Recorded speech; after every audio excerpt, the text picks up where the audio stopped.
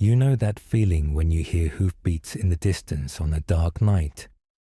Your pulse quickens, your mind races. Now imagine those hoofbeats belong to something that shouldn't exist. A rider with no head, carrying his own rotten skull under one arm, coming to call out the name of someone about to die. That's the Dullahan, Ireland's most terrifying phantom.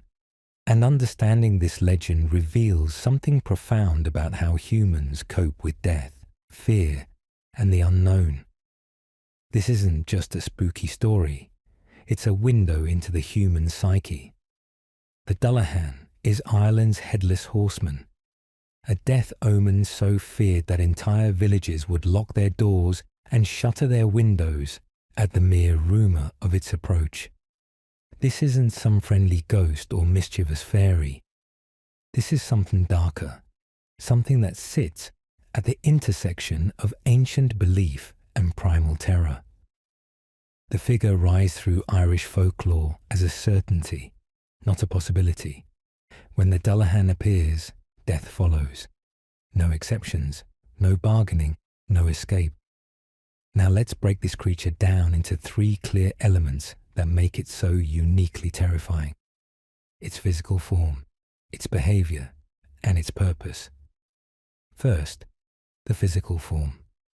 Picture this if you can. A rider sits astride a massive black horse, but where the rider's head should be, there's nothing, just a stump of a neck. The head itself is tucked under the rider's arm like a grotesque lantern, and it's not a fresh, clean severed head. Oh no. Folklore describes it as decaying, the colour of mouldy cheese or a corpse left too long in the sun. That yellow-grey tone that signals rot and death. The skin sags, the flesh hangs loose, and across this horror show of a face stretches a permanent grin, wide and terrible, as if death itself is laughing at the living. The eyes, though, the eyes are what really get you. They dart back and forth in the skull, constantly moving, scanning the darkness. Legend says those eyes can see across entire counties in the pitch black of night, spotting the living from miles away. The horse matches its rider in eeriness, black as midnight, with eyes that either glow with an unnatural light or actually flame, depending on which version of the tale you hear. Some accounts describe the beast as skeletal, its ribs showing through thin hide, with sparks or actual fire shooting from its nostrils as it gallops. This isn't a normal horse. This is a creature from a nightmare, from the space between life and death. And the whip. Here's where the legend gets particularly gruesome. The Dullahan carries a whip, but it's not made of leather or rope. It's fashioned from a human spine, vertebrae and all, still connected and flexible enough to crack through the air. Imagine the sound of that. Not just the whoosh of a normal whip, but something with weight, something that whistles differently because of what it's made from. That whip serves both as a weapon and as an announcement. When you hear that distinctive crack echoing through the night, you know what's coming. Second element, behaviour. The Dullahan doesn't just wander randomly through the Irish countryside looking spooky. It has patterns, methods, a kind of terrible purpose to its actions. It rides at night, always at night, thundering down lonely rural roads where travellers might be caught unaware.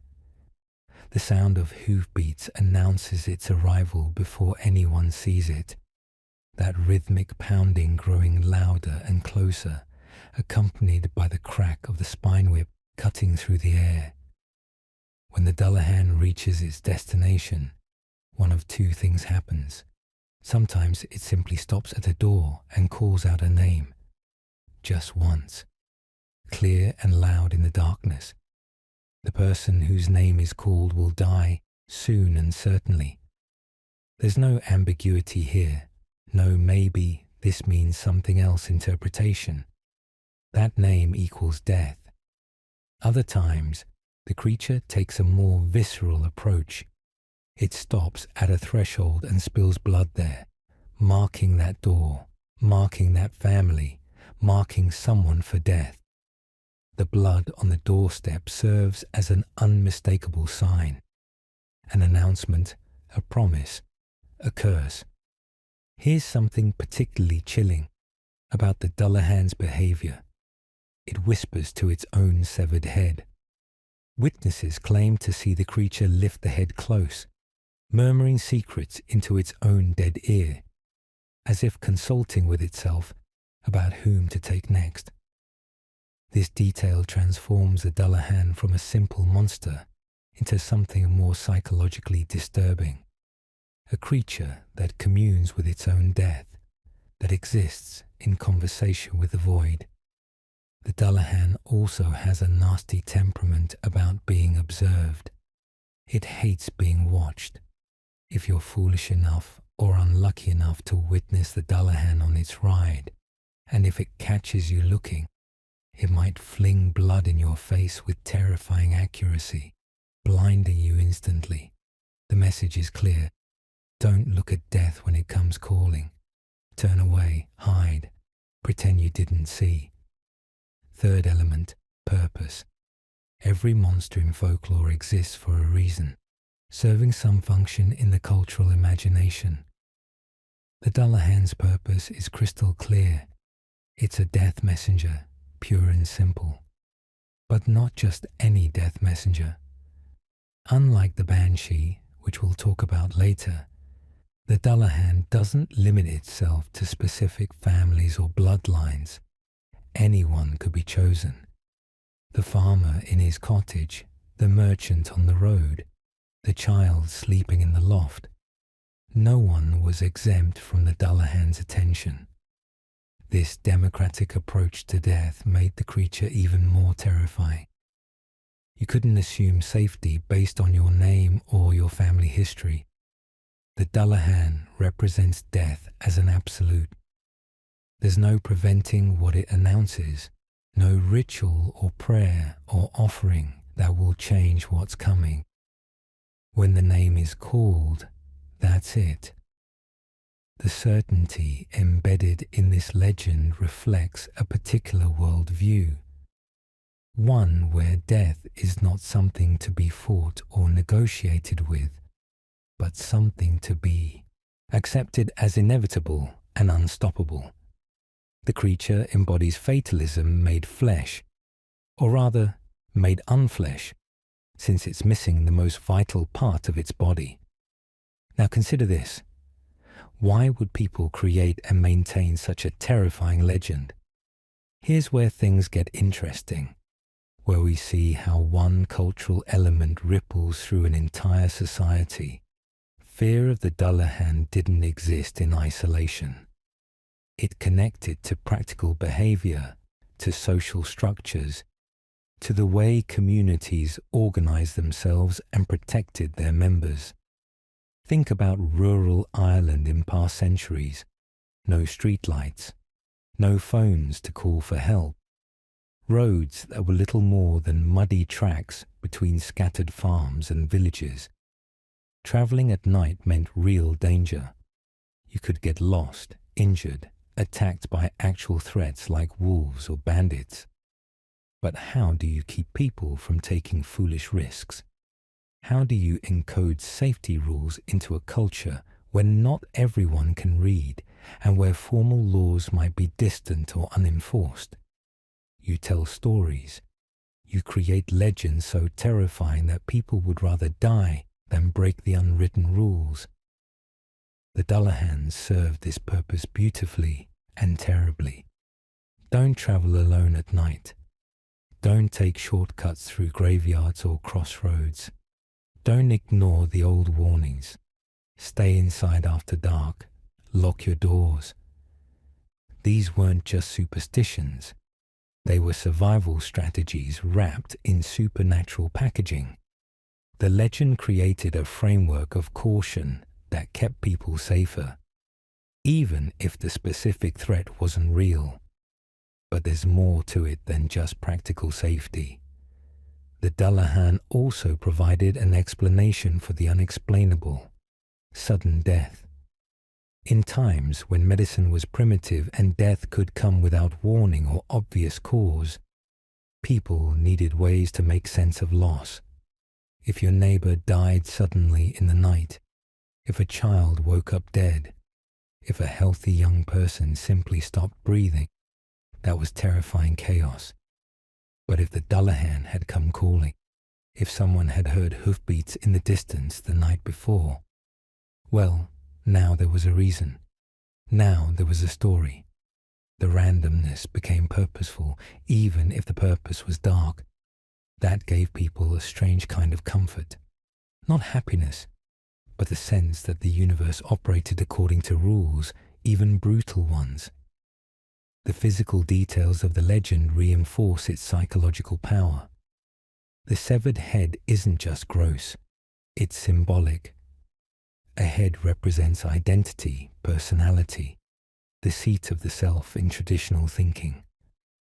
By carrying its head separated from its body, the Dullahan embodies the loss of individuality that comes with death. You stop being you. You become just another body, another skull, another set of bones. The permanent grin mocks the living, suggesting that death has the last laugh, always. The whip made from the human spine connects the creature directly to violence and to the past. Those bones came from someone who died, and they're now used to strike others. Death feeds on death in an endless cycle. The horse's flaming eyes light the way through darkness, but it's a cold light, an unnatural light that doesn't warm or comfort. Fire usually represents life and safety. The hearth, the campfire, the candle in the window. But the Dullahan's fire serves death instead, illuminating the path to the grave rather than the path home. Every element of the creature's appearance works together to create maximum psychological impact, to lodge itself in memory and imagination, where it can do its work of keeping people cautious, thoughtful, and respectful of the night. Stories about the Dullahan weren't told casually, or for entertainment alone. They were passed down seriously, parent to child, elder to youth, as genuine warnings about the nature of death and the importance of respecting boundaries, temporal boundaries like nightfall, spatial boundaries like crossroads and graveyards, and metaphysical boundaries like the line between life and death itself. The legend taught that some forces are beyond human control, that death comes when it comes, and that wisdom lies in acceptance rather than denial. So we've established what the Dullahan is: a headless rider on a black horse, carrying its own decaying skull, wielding a whip of human spine, calling out names and marking doors with blood. We've seen how it behaves, riding at night on lonely roads, consulting with its severed head, blinding those who dare to watch. And we've understood its purpose: to announce death with absolute certainty, to embody the unstoppable nature of mortality, and to enforce cultural rules about safety and respect through sheer terror. This is just the beginning of the story, though, the surface level of a legend that runs much deeper than it first appears. Next, we'll trace the Dullahan back to its ancient roots, where this headless horror began, not as a death spirit, but as something entirely different. Where does the Headless Horseman come from? That's not just a casual question. It's the key to understanding how folklore evolves, how gods become demons, and how societies process massive cultural changes. The Dullahan didn't just appear out of nowhere in Irish legend. It has roots that stretch back thousands of years to a very different kind of figure, and the transformation from that original form to the terror we know today tells us something fascinating about what happens when entire belief systems collide. Let me take you back to ancient Ireland, long before Christianity reached its shores, back when the Celtic tribes honoured a complex pantheon of gods and spirits. Among these deities was one particularly dark figure, Crom Dubh. Now Crom Dubh wasn't a god of death in the way you might expect. He was a fertility god, connected to harvest and crops and the life-giving power of the earth. But here's the catch. He demanded blood sacrifice. This wasn't unusual in ancient religions. People believed that the gods needed to be fed, literally, to continue blessing the land with growth and abundance. Give the god blood, get food in return. That was the deal. Imagine standing in a field at harvest time, centuries before the Common Era. The grain is tall and golden. Your survival through the winter depends entirely on this crop succeeding. No grocery stores, no safety net, no backup plan. Everything rides on whether these plants live or die. In that context, if your religion says the harvest god needs blood to keep the cycle going, you provide blood. It's not cruelty. It's desperation dressed as devotion. It's humans trying to control an uncontrollable world through the only means they understand. The sacrifices to Crom Dubh likely took place at specific times in the agricultural calendar, moments when the community needed divine favor most urgently. Seeds going into the ground in spring, first fruits appearing in summer, final harvest in autumn. These weren't casual ceremonies.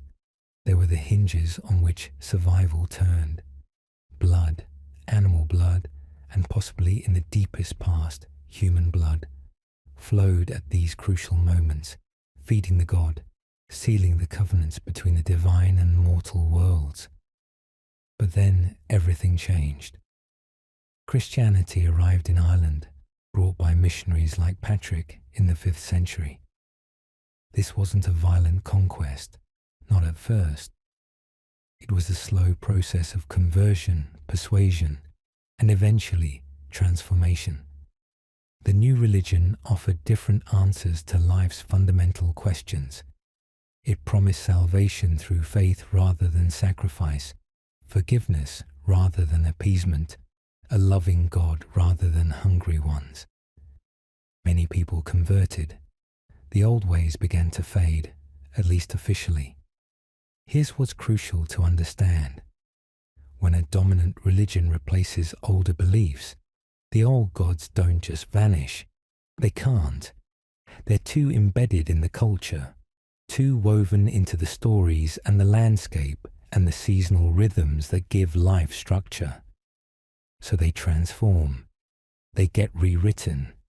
They take on new roles in the cultural imagination. And almost always, they become darker. What was once sacred becomes scary. What was once worshipped becomes feared. This is exactly what happened to Crom Dubh. Once Christianity established itself and blood sacrifice stopped, because the new religion absolutely forbade it, the old harvest god needed a new story. He couldn't just disappear. Too many people still remembered him, still felt his presence in the land. So the legend evolved. Crom Dubh transformed from a god who accepted sacrifice into a spirit who demanded death itself, from a fertility deity who blessed the living into a death phantom who collected the dying. The Dullahan was born from this transformation, carrying echoes of its original form, but twisted into something new and terrible. Think about the symbolic logic here. Crom Dubh had been about the cycle of life and death that agriculture represents. Seeds die to become plants, Plants die to become food. Life feeds on death in an endless wheel. That's the fundamental reality of farming, and ancient religions acknowledged it directly through sacrifice. When that explicit sacrificial system disappeared, the underlying truth it expressed didn't go away. People still lived close to death. They still saw the cycle playing out in their fields and flocks. They still needed ways to process the constant presence of mortality. The Dullahan became the vehicle for expressing that unchanged reality in a changed religious context. It kept the connection to death that Crom Dubh represented, but stripped away the positive, life-giving aspects. What remained was pure death, unmediated by ritual or divine purpose. The headless rider embodied death as Christians might see pagan sacrifice, as horrific, senseless, driven by dark forces rather than divine plan. The transformation reflected both the new religion's view of the old ways and the incomplete nature of conversion. People said they believed the new teachings, but deep down, the old understandings persisted, just in different form. Let me give you another layer to this transformation. The timing of Dullahan sightings in folklore often connects to old Celtic feast days, particularly Samhain, which fell at the end of October. Samhain marked the transition from harvest season to winter, from plenty to scarcity, from light half of the year to dark half. It was, in Celtic belief, a time when the boundary between the living world and the other world grew thin, when spirits could cross over more easily. This wasn't considered evil. It was just the nature of things at that particular moment in the year. Christianity absorbed Samhain into its own calendar as All Saints' Day and All Souls' Day, Hallowmas. But the old associations lingered. The sense that late October and early November were spiritually dangerous times persisted in folk belief long after official conversion. The Dullahan, rooted in the old god Crom Dubh, who had ties to the harvest cycle, naturally appeared most often during these transitional periods. The creature rode when the veil was thin, when death felt closest, when the year itself was dying into winter. This timing connected the new legend directly to ancient seasonal patterns, proving that conversion had changed the names and stories, but not the underlying structure of belief. Now here's something really interesting. Ireland wasn't unique in this pattern. All across Europe, similar transformations happened. Pre-Christian deities became demons, saints, or feared spirits depending on how Christianity needed to frame them. In Germany, Odin, the wanderer god, became associated with the wild hunt, a ghostly procession that rode through the sky at certain times of year, bringing death to those who saw it. In Scandinavia, old gods turned into trolls and evil spirits. In England, Celtic deities merged with Saxon and Christian elements to create a whole new mythology of fairies and phantoms. The Dullahan fits perfectly into this broader European pattern. It's a case study in religious transformation, showing us exactly how cultures process major shifts in worldview. You can't just erase centuries or millennia of belief overnight. The old stories are too powerful, too connected to landscape and season, and the fundamental experiences of birth, death, harvest, hunger, fear, and hope. So they adapt. They survive by changing form, like Crom Dubh survived by becoming the Dullahan. Consider what this meant for regular people living through this transition. Your great-grandfather sacrificed to Crom Dubh at harvest time. Your grandfather heard stories about those sacrifices, and maybe participated in the last ones before they were banned. Your father was raised Christian, but still felt uneasy at crossroads at night, still sensed something watching from the old sacred groves. And you, fully Christian in faith, nevertheless avoid travelling after dark during late October, because everyone knows the Dullahan rides then. Each generation moves further from the original belief, but can't quite escape its gravitational pull. The legend evolves to accommodate this in-between state, this cultural limbo where old and new coexist uncomfortably. The physical form of the Dullahan also reflects this transformation from god to demon. Gods typically have intact, often idealized bodies. Think of classical statues, perfect and whole. But demons, spirits and monsters are marked by their incompleteness, their wrongness. The Dullahan's missing head signals its fallen state. It's not whole anymore because it's not divine anymore.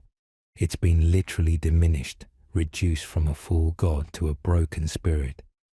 Yet it retains terrible power, the power to announce death, to see in darkness, to strike fear. It's a god's power without a god's purpose, strength without benevolence, presence without blessing. The whip made of human spine carries additional weight in this context. Remember, Crom Dubh accepted blood sacrifice. Those sacrifice victims didn't just disappear from the story. They're incorporated into the new legend as raw material for the Dullahan's weapon. The spine whip represents memory of the sacrificial past, a literal bone connection between the old religious practices and the new death spirit. Every crack of that whip echoes with centuries of ritual killing, now transformed from sacred act to sign of monstrosity. What was once given willingly to a god is now taken by a demon. The transformation is complete. Let's look at one more angle on this transformation, what it reveals about Christian attitudes toward pagan practice. By turning Crom Dubh into the Dullahan, the culture embedded a lesson.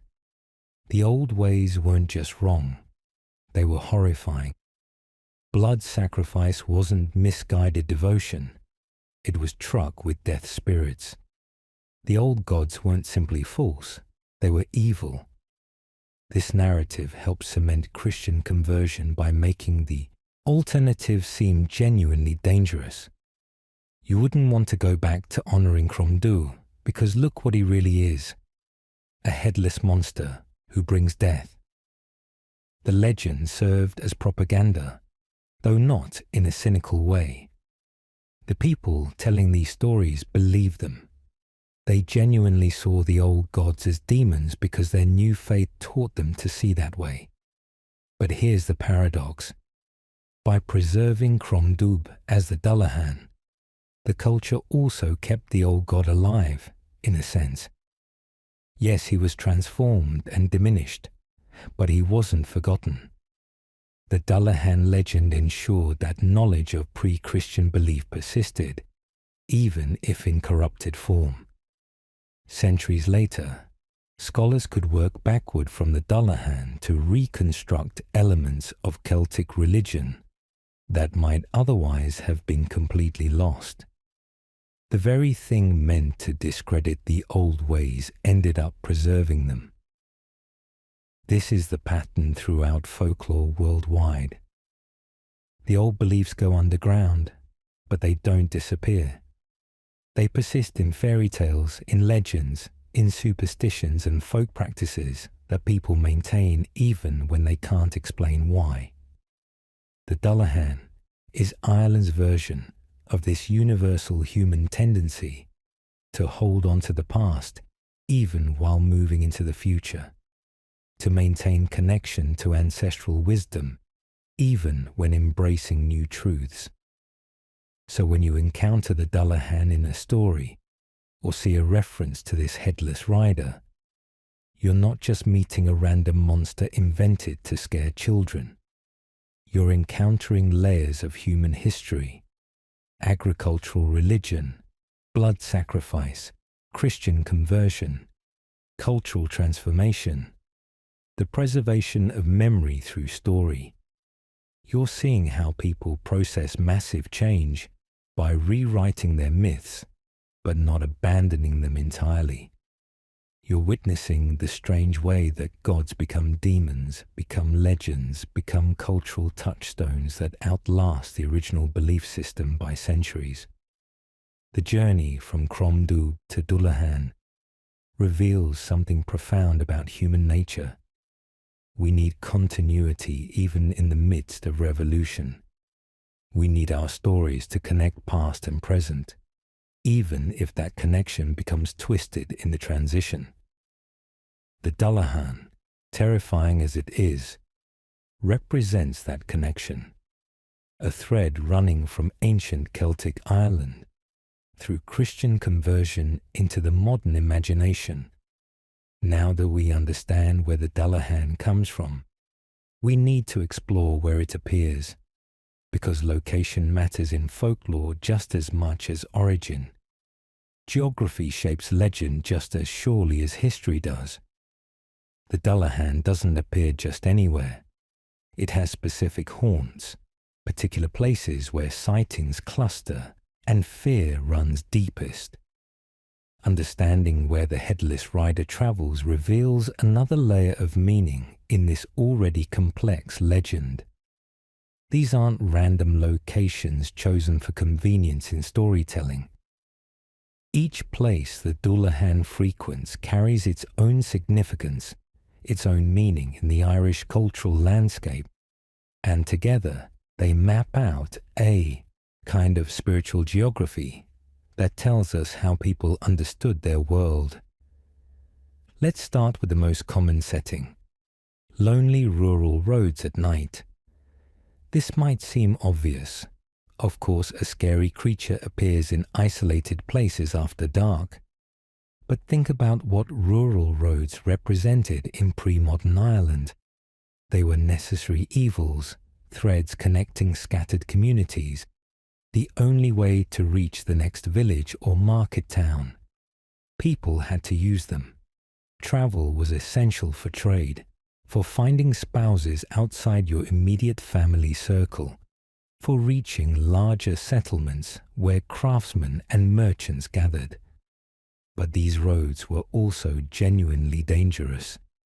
Picture a narrow track cutting through open countryside, no wider than a cart, unpaved, muddy in rain, rutted and difficult. No lighting of any kind except whatever moon might be in the sky. Forest on both sides, or open bog, or rocky hillsides, whatever the local terrain offered.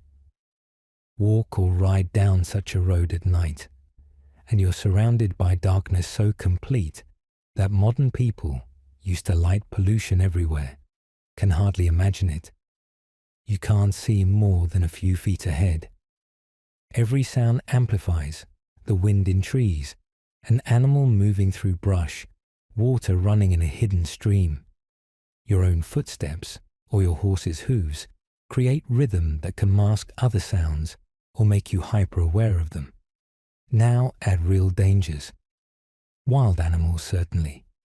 Wolves weren't fully eradicated from Ireland until the 18th century. Bandits and thieves who knew travellers might carry coins or goods. Boggy ground where you could step wrong and sink. Hidden drops where the road crumbled away. Tree roots and rocks to trip over. Simple disorientation in the dark, leading you off the path entirely. These weren't imaginary risks. People died on these roads regularly, from accident, from violence, from exposure when they got lost and couldn't find shelter. The Dullahan legend took all these real fears and gave them supernatural form. Instead of worrying vaguely about what might happen on a dark road, you feared something specific: the Headless Rider. This actually helped, psychologically. A defined threat is easier to process than undefined anxiety, and the Dullahan legend came with rules, things you could do to protect yourself, which we'll talk about later. The lonely roads became the Dullahan's territory in folklore because they were already dangerous, in fact, and the legend explained that danger while providing a framework for managing it. But there's more to it. Roads, especially in Celtic belief, were liminal spaces, neither here nor there, belonging to no particular person or community. You weren't home and you weren't yet arrived. You were in between. And in-between places held special significance in Irish folklore. They were where the boundary between the normal world and the other world grew thinner, where spirits could manifest more easily. A road cut through the landscape violated the natural order in a small way, created an opening. The Dullahan, as a creature that exists between life and death, headless but animate, dead but riding, naturally belonged in these in-between spaces. Next location, crossroads. Now we're getting into even more symbolically loaded territory. A crossroads isn't just where two roads meet. It's a place of decision, of multiple possibilities, of choosing one path over another. In folklore across many cultures, crossroads are magical, powerful, dangerous places. They're where you might meet the devil to make a bargain, where spirits gather, where the dead can be buried to prevent them from finding their way home, where rituals are performed and oaths are sworn. In Ireland, crossroads carried all this significance and more. They were community gathering points, places where news was exchanged and markets sometimes held. But they were also where criminals were executed and their bodies left as warnings, where suicides were buried because Christian graveyards wouldn't accept them, where people left offerings to entities that weren't quite gods anymore, but weren't nothing either. A crossroads concentrated meaning. It was practical and mystical simultaneously. The Dullahan appearing at crossroads made perfect sense within this framework. If you're riding to announce death, where better to appear than a place already associated with choice and consequence? The person standing at the crossroads might be there because they chose the wrong path in some metaphorical sense, or they might simply be there because fate put them there, and the crossroads represents the moment when fate reveals itself. Either way, the meeting of the mortal and the Dullahan at this charged location creates maximum dramatic and symbolic impact. There's a practical element too. Crossroads were places where you had to slow down, look both ways, decide which direction to take. A moment of vulnerability. If you were traveling at night, already risky, and you reached the crossroads, you'd have to stop and think. That pause, that moment of hesitation and decision, was exactly when the Dullahan might appear in stories. The legend reinforced caution at a point where caution was genuinely needed. Third location, graveyards. This one needs careful handling because it's easy to dismiss as obvious. Of course, a death omen appears in graveyards, duh. But let's dig deeper into what graveyards meant in the Irish cultural imagination and why they served as Dullahan territory. First, understand that Irish graveyards weren't usually isolated cemetery parks set apart from communities. They were often attached to churches or ancient religious sites, integrated into the landscape where people lived and worked. You'd pass the graveyard regularly, see it daily, live alongside the dead as a constant presence. The graves held your ancestors, your relatives, your neighbors. They were personal, immediate, part of the fabric of life rather than hidden away. But graveyards also marked the boundary between life and death more clearly than anywhere else. The dead were there, in the ground, still present in some sense, but separated from the living by that ultimate barrier. In Irish folk belief, certain times and conditions could temporarily weaken that barrier. Feast days like Samhain, midnight, moments of high emotion or spiritual significance. When the barrier weakened, spirits could cross, and the graveyard became a crossing point, a doorway. The Dullahan, as a death spirit, had special power in graveyards. It belonged there in a way it didn't quite belong anywhere else. The graveyard was its home ground, its territory. Stories of the Dullahan emerging from graveyards, riding through them, or leading victims to them created a narrative where death itself came from the place of the dead.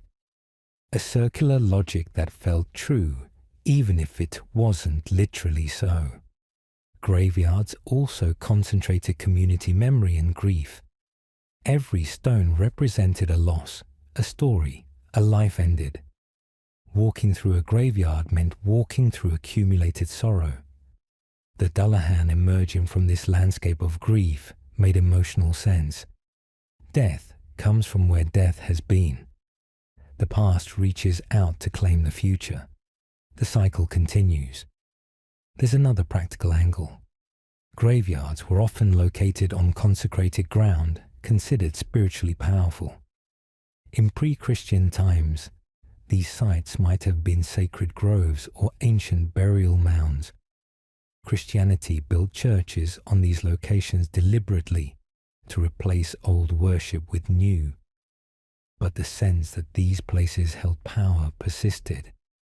The Dullahan appearing in graveyards connected the legend to these layers of sanctity and power, suggesting that even Christian holy ground couldn't fully protect against older, darker forces.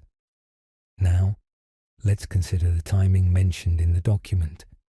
The Dullahan appeared most often on feast nights tied to ancient Celtic calendars. We've already touched on Samhain, but this deserves fuller exploration. The Celtic year divided into quarters marked by 4 major festivals: Samhain at the end of October, Imbolc at the start of February, Beltane at the beginning of May, and Lugnasad in early August. These weren't arbitrary dates. They marked crucial transitions in the agricultural and pastoral year, the end of harvest and start of winter, the beginning of lambing season, the start of summer, and the time to drive cattle to high pastures, and the beginning of harvest.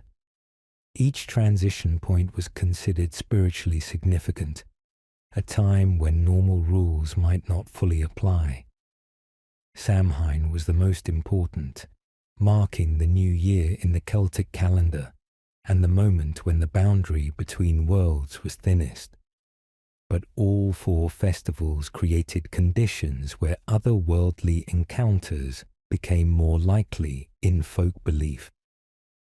The Dullahan riding on these nights linked the legend to the oldest layer of Irish culture, to the agricultural cycle that governed life for millennia. This timing aspect did something clever. It made the legend seasonal rather than constant. The Dullahan wasn't out every night terrorizing people. It appeared at specific, predictable times, around the feast days, during the dark of the moon, at midnight. This predictability made the legend more believable, not less. If something shows up all the time everywhere, people start to doubt it. But something that appears rarely, at significant moments, maintains its power. You could live your daily life without fear most of the time. But when the feast approached, caution increased. The legend shaped behavior in a targeted way. Historical records from the 18th and 19th centuries mention whole villages hiding indoors on certain nights, refusing to travel, barring doors and windows against the possibility of the Dullahan's arrival. Collectors of folklore documented this behavior with bemusement sometimes, but they documented it, which means it really happened. Entire communities organized themselves around this legend, that it dictate their movements and activities. The Dullahan, in a sense, ruled the night in rural Ireland during its peak belief period. Think about the social implications. If everyone stays inside on certain nights, several things happen. First, the roads and crossroads and graveyards genuinely become empty, which reinforces the legend. Of course, you didn't see the Dullahan, because no one was out to see it. Second, communities grow closer, because shared fear creates bonds. Everyone's inside together, protecting each other through the dangerous night. Third, anyone who breaks the rule and travels anyway stands out. They're either brave, foolish, or desperate. And if something bad happens to them, well, they should have known better. The legend creates and enforces community cohesion. Consider one more element: how the Dullahan story mapped danger onto landscape in a way that helped people navigate safely. By associating the creature with lonely roads, crossroads, and graveyards, all places that required extra caution, the legend created a kind of safety curriculum. Children learning these stories learned, without being told directly, to be careful in these specific locations. The monster taught the lesson better than any parent's warning could. Fear is a powerful educational tool, and the Dullahan wielded that tool with precision. The geography of the Dullahan legend also tells us something about what scared people most deeply. Not the familiar places, not home, not the village centre, not the church, but the transitional spaces, the boundaries, the places where you had to cross from known to unknown. That's where danger lurked in the folk imagination, because that's where actual danger often appeared. The legend externalized and dramatized real risks, giving them form and face and specific behaviors you could learn and react to. So when we map the Dullahan's territory, rural roads, crossroads, graveyards, appearing on feast nights tied to ancient calendars, we're seeing a sophisticated cultural system. The legend doesn't just scare people randomly. It directs fear towards specific places and times, creating a structure of caution that helps protect communities, while also preserving ancient ways of thinking about time, space, and the sacred. Understanding where the Dullahan rides helps us appreciate the legend as something more than just a ghost story. It's a map of danger, a calendar of caution, and a preservation of ancient Celtic ways of organizing time and space. The creature doesn't wander aimlessly. It patrols the boundaries between safe and unsafe, known and unknown, life and death. With the geography established, we need to look at what happens when the Dullahan reaches its destination, how it chooses victims and delivers its terrible message. The Dullahan doesn't ride randomly through the night for its own amusement. It has a job, a terrible purpose that makes it one of the most feared figures in Irish folklore. This is where we need to understand the mechanism of the legend, how the creature chooses its victims, how it delivers its message, and what that message means. Because here's the crucial element that separates the Dullahan from ordinary scary stories: certainty. When this headless rider marks someone, that person dies. Not might die, not probably dies, dies. The absolute inevitability transforms the Dullahan from a monster into a force of nature, something more like a natural law than a creature. Let's start with the calling of the name. Picture yourself in a small cottage on a dark night, maybe around Samhain when the veil is thin. Your family is gathered inside, doors barred, windows shuttered. You've heard stories all your life about the Headless Rider, and tonight feels like one of those nights when such things might happen. The wind is howling, tree branches scrape against walls, and then, cutting through all other sounds, clear and impossible to mistake, hoofbeats, heavy, rhythmic, getting closer. Your heart pounds. Everyone freezes, barely breathing. The hoofbeats stop outside your door. Silence, terrible silence. And then a voice calls out. One name, just one. Clear as daylight, despite the darkness. Loud enough to be heard through walls and doors. Maybe it's your name. Maybe it's your child's name, your spouse's, or your parents'. But someone's name is called, and everyone hears it. No ambiguity, no uncertainty. Dullahan has spoken. What happens next is where the full horror of the legend reveals itself, because unlike other supernatural warnings, unlike omens that might be interpreted different ways or signs that could be misread, this is direct. This is explicit. Someone's name was called by death itself, and there's no talking your way out of it. No ritual to perform, no bargain to strike. The person whose name echoed through the darkness will die. Soon. Maybe days, maybe weeks, but soon and certainly. Think about the psychological weight of this moment.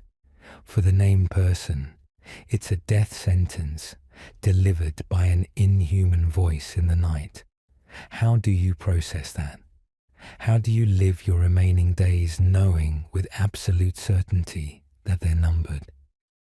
Some people in the stories collapsed immediately, the shock itself becoming a kind of death. Others went about their lives with eerie calm, having accepted the inevitable. Still others tried desperately to prove the legend wrong, and failed every time, which only reinforced belief in the Dullahan's power for everyone else. For the family and community, it's almost as terrible. You know you're about to lose someone you love, but you can't prevent it. You can only wait and watch and dread. This creates a unique kind of grief that starts before death arrives, a mourning that begins while the person still lives. The folklore contains accounts of families essentially holding living wakes, gathering around the marked person, saying goodbyes before death actually came.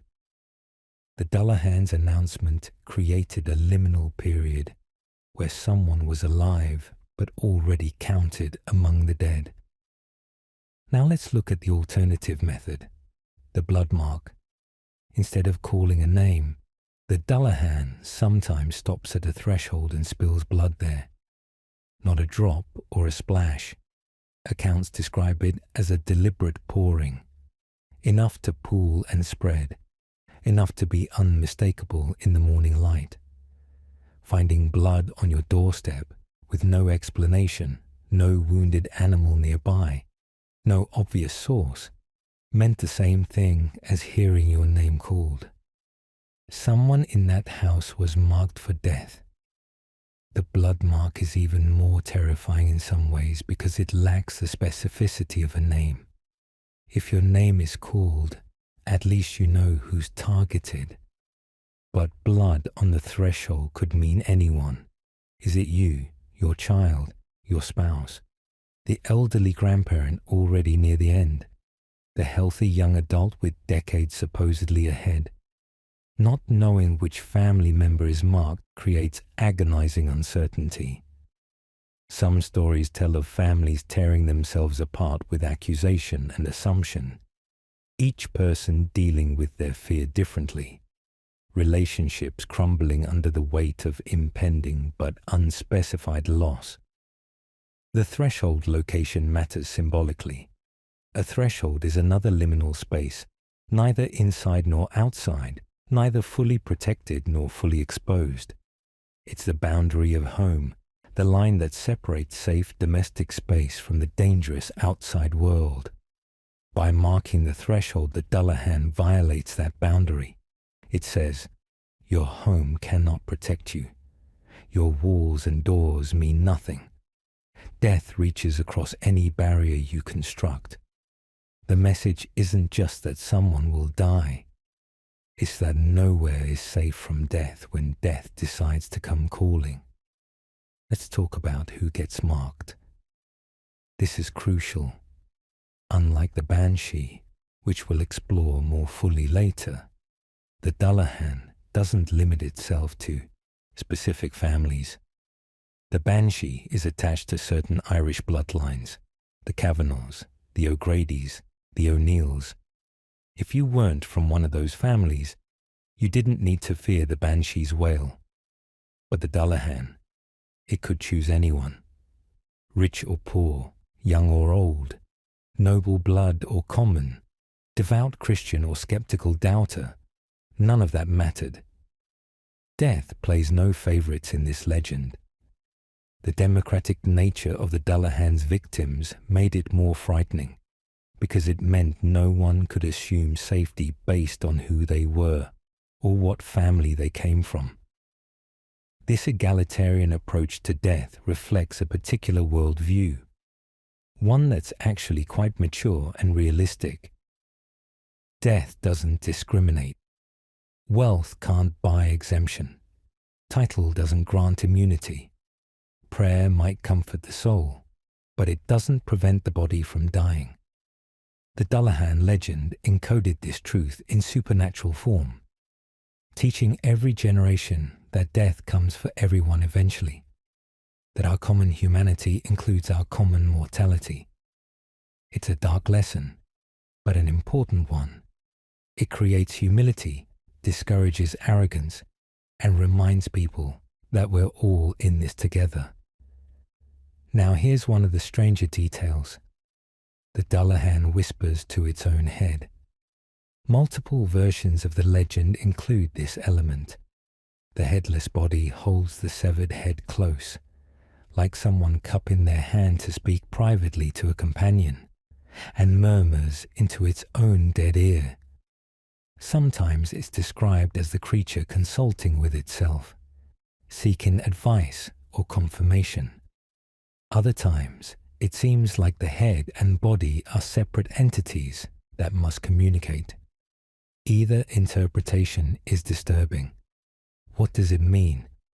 On one level, it reinforces the wrongness of the creature. It's so unnatural that it has to whisper to itself, so broken that its parts don't automatically coordinate. On another level, it suggests internal division. The idea that even death might have doubts or need to confirm its decisions. That slight hint of uncertainty makes the Dullahan more psychologically complex than a simple killing machine. It has some kind of inner life, however alien and incomprehensible. The whispering might also represent the secretive nature of death itself. We don't know when it will come. We don't know the criteria for choosing one person over another in a given moment. The Dullahan whispering to its head mirrors that mystery. Death knows things we don't, has access to information we can't obtain, makes decisions based on logic we can't follow. The whispers keep secrets that mortals aren't meant to hear. Let's address the most important aspect of Dullahan's message. Its irreversibility. Many folk legends include protective measures or escape clauses. If you do certain things, perform certain rituals, say certain prayers, you can avoid the threatened harm, but not with the Dullahan. Once the name is called or the blood is spilled, that's it. The stories are unanimous on this point. Every account that includes someone trying to escape or prevent the Dullahan's prophecy ends the same way, with death arriving anyway. The attempts to escape often ironically lead directly to the predicted death. Like Greek tragedies, where trying to avoid fate ensures it happens. This inevitability serves a specific function in the legend. It makes the Dullahan not just frightening, but philosophically significant. The creature represents the ultimate powerlessness humans face. You can prepare for many dangers, protect against many threats, but death cannot be negotiated with or fought off forever. The Dullahan literalizes this truth. It's death made manifest, walking among us, and when it chooses you, all your cleverness and strength and resources mean nothing. Consider how this shaped behavior and psychology in communities that believe the legend. If the Dullahan marks someone, you can't save them, but you can be there for them. You can make their remaining time meaningful. You can offer comfort. You can say what needs to be said before it's too late. The legend, by removing false hope, created space for genuine connection. Instead of frantically seeking impossible solutions, families accepted and focused on being present with each other. That's actually a profound gift, though a dark one. The certainty of death following Dullahan's announcement also meant that when someone did die, there was a story ready to explain it. Maybe no one heard hoofbeats or found blood, but after the fact, people would remember. Wasn't there a strange sound that night last week? Didn't old Tom mention feeling watched when he passed the crossroads? Memory is flexible, and grief looks for meaning. The Dullahan legend provided meaning in abundance. It transformed random tragedy into a fated event, senseless loss into cosmic order, however terrible that order might be. There's a social control aspect we need to acknowledge. If people believe that traveling at night risks encountering the Dullahan, they stay home. If they believe that certain behaviors or locations attract its attention, they avoid those behaviors and locations. The legend, by making death both certain and supernatural, created a framework of fear that encouraged caution and conformity. This wasn't necessarily malicious. It likely saved lives by keeping people from genuinely dangerous activities. But it also meant that the legend served authority, whether family authority or community authority or religious authority. Think about teenagers, for instance.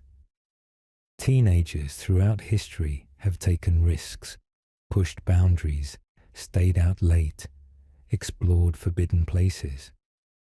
But if you genuinely believe the Dullahan might call your name if you're caught on a lonely road at midnight, you think twice. You come home when you're told. You stick to safe paths. The legend provided parents and elders with a powerful enforcement mechanism that didn't require physical force or even direct threat, just the invocation of an ancient fear. Dullahan's role as death messenger also created a strange kind of certainty in an uncertain world. Death was always coming eventually, but you didn't know when. That uncertainty could be paralyzing. But if the Dullahan called your name, you knew. The ambiguity dissolved. Some people found that almost relieving, in a twisted way. At least the waiting was over. At least you could prepare, make arrangements, and achieve closure. The legend transformed death from a lurking possibility into an announced appointment. Let's look at one final angle. What the Dullahan doesn't do. It doesn't torture. It doesn't cause pain itself. It doesn't mutilate or hunt for sport. It announces, and then death follows through natural seeming means, illness, accident, simply stopping breathing. The Dullahan is a messenger, not an executioner. Death itself does the killing. This distinction matters because it makes the legend more psychologically realistic. People die all the time from ordinary causes. The Dullahan doesn't need to be physically present for the death to occur. It just needs to have announced it. And then, when the inevitable happens, the legend is confirmed. This structure made the legend almost unfalsifiable. Did the Dullahan really call someone's name before they died? Well, someone in the family remembers hearing hoofbeats that night. And wasn't the deceased acting strangely the week before? And doesn't that prove it? The confirmation bias built into the legend ensured its survival. Every death could potentially be attributed to the Dullahan if people looked for the connection. And grief makes people look very hard for connections. So the Dullahan as death messenger functioned on multiple levels simultaneously. It was a supernatural threat that enforced behavioral rules. It was a meaning-making system that explained death. It was a philosophical statement about human powerlessness. It was a social control mechanism. It was a psychological framework for processing grief. It was a story that contained the truth about mortality, even if it wasn't literally true. All of these functions coexisted, making the legend far more than simple entertainment or superstition. Understanding the Dullahan's role as messenger helps us see why the legend persisted so long and took such deep root in Irish culture. It met real needs, even though the creature itself was imaginary. It helped people cope with the hardest fact of human existence, that everyone we love will die, and we will die too, and there's nothing we can do to change that ultimate truth. But belief in the Dullahan didn't just shape how people thought about death. It directly changed how they lived their daily lives and organized their communities. Fear is powerful. It moves us, shapes us, makes us act in ways that logic alone never could. The Dullahan legend wielded that power with remarkable effectiveness, creating behavioral patterns across entire communities for generations. This wasn't fear for its own sake. It was fear with purpose, fear that served both individual safety and social cohesion. Understanding how the legend functioned as a control mechanism reveals something important about how folklore works in human societies and why certain stories survive while others fade. Let's start with the most obvious behavioral change. People stop traveling at night alone. This might seem like simple common sense. Of course, you don't wander around in the dark. But in a rural, agricultural society, there were many legitimate reasons to be out after dark. Visiting a sick relative in the next village, fetching a midwife when labor started, checking on livestock during the birthing season, courting someone who lived a few miles away, attending evening gatherings or celebrations that naturally extended past sunset. Travel after dark wasn't rare or unusual. It was a normal part of life. But the Dullahan legend made it frightening. Make it something you avoided unless absolutely necessary. And when avoidance wasn't possible, the legend provided rules for safer travel. You didn't go alone. You found a companion, someone to watch your back and share the risk. You carried protective items that we'll discuss in a moment. You planned your route carefully to avoid crossroads and graveyards where possible.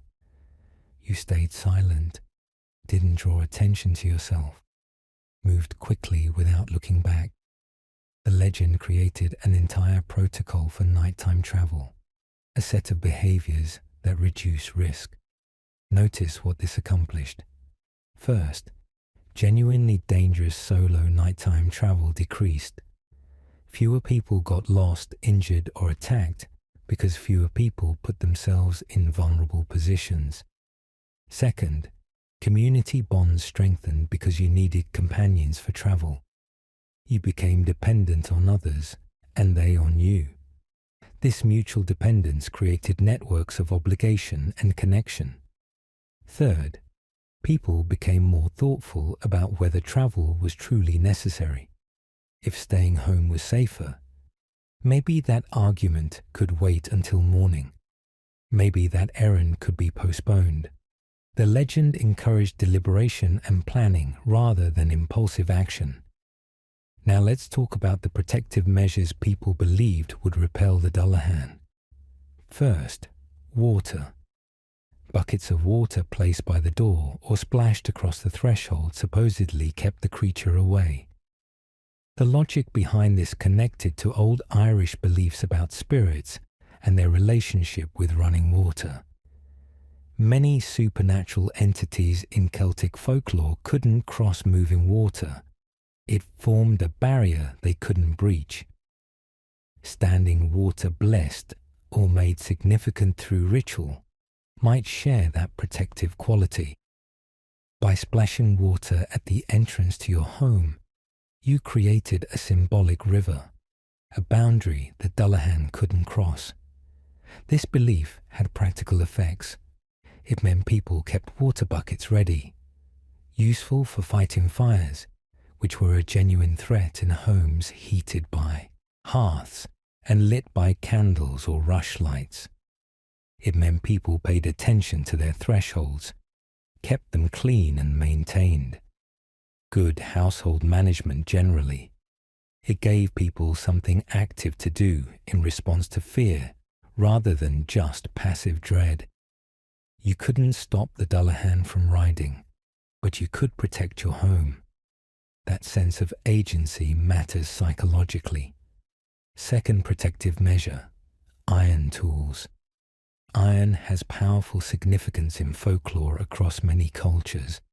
It's associated with strength, with human craft and civilization, with technology that transforms raw materials into useful objects. In Celtic belief specifically, iron was thought to repel or harm fairies and spirits because it represented the human world as opposed to the other world. The Dullahan, despite being more fearsome than most fairy folk, supposedly shared this weakness. An iron blade, an iron horseshoe, even iron nails driven into your doorframe might offer protection. Again, practical effects layered beneath supernatural belief. Keeping iron tools accessible meant being prepared for genuine emergencies, repairs, defense against actual threats, work that needed doing. The belief encouraged maintenance of useful equipment.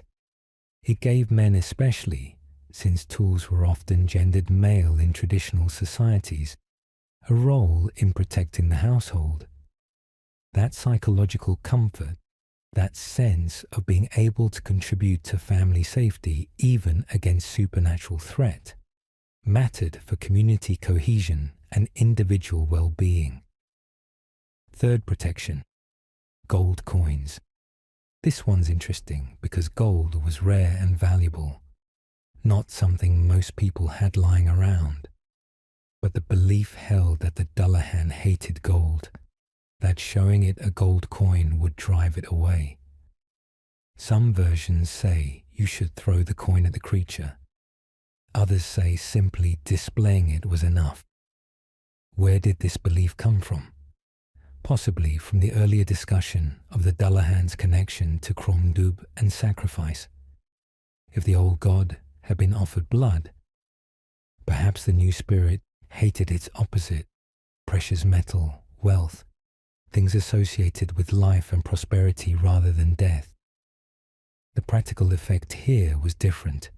It meant that having gold, even a single coin, became a kind of status symbol connected to safety. Families that managed to save a gold piece specifically for this purpose demonstrated both resources and proper fear of the supernatural. It encouraged saving and prudence. And for the wealthy, it reinforced their privileged position. They had more protection available simply by virtue of having gold. The legend encoded economic disparities into its supernatural logic. Let's move beyond protective measures to another behavior the legend enforced. The Dullahan hated being watched. If you saw it riding and it noticed you looking, it might fling blood in your face, blinding you instantly and permanently. This detail accomplished something clever.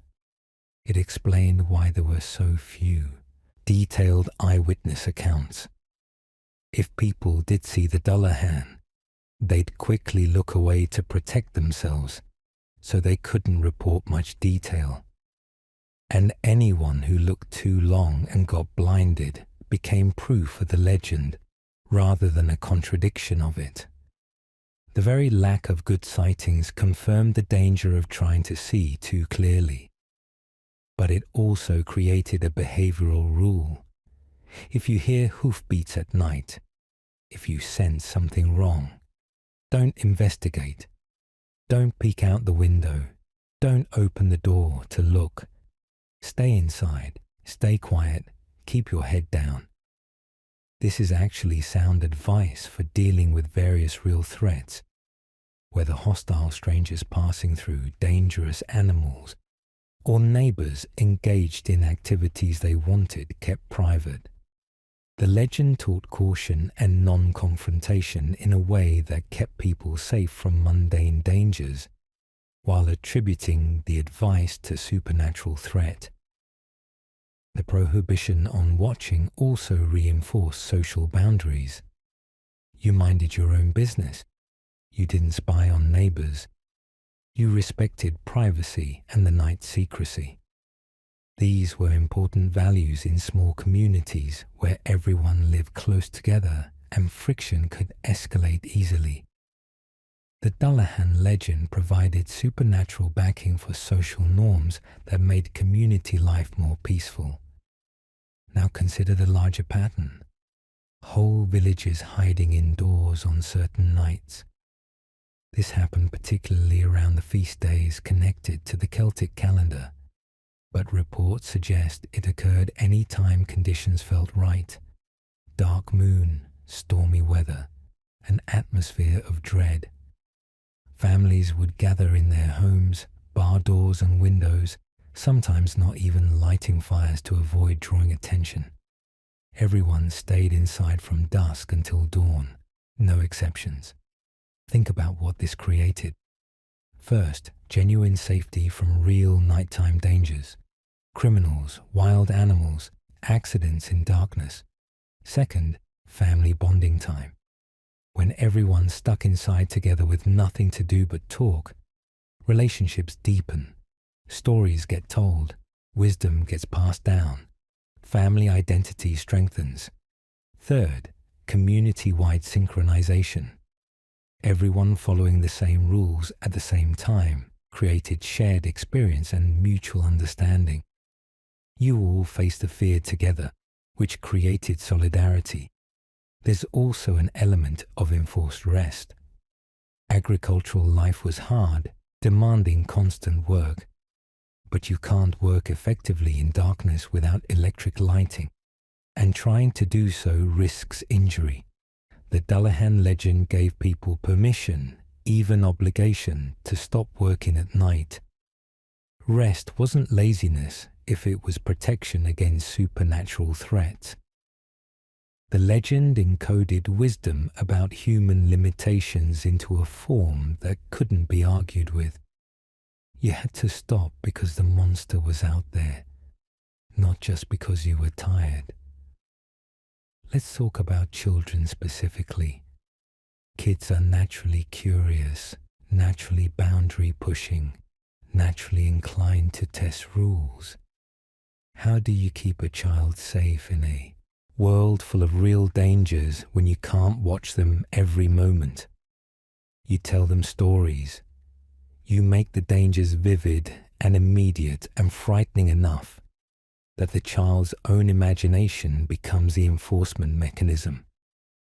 The Dullahan was perfect for this purpose. A child who hears about the headless rider calling names, marking doors with blood, blinding those who watch, that child stays close to home at night, doesn't wander off, comes when called, listens to warnings about dangerous places and times. The legend did the parents' job of protection more effectively than any amount of reasoning or scolding could. Fear is a brutal teacher, but it's an effective one, especially for lessons about genuine dangers, where mistakes could be fatal. Of course, there were downsides. Some children became genuinely traumatized, developing anxieties that persisted into adulthood. Some people never outgrew the fear, even when rational thought told them the Dullahan wasn't real.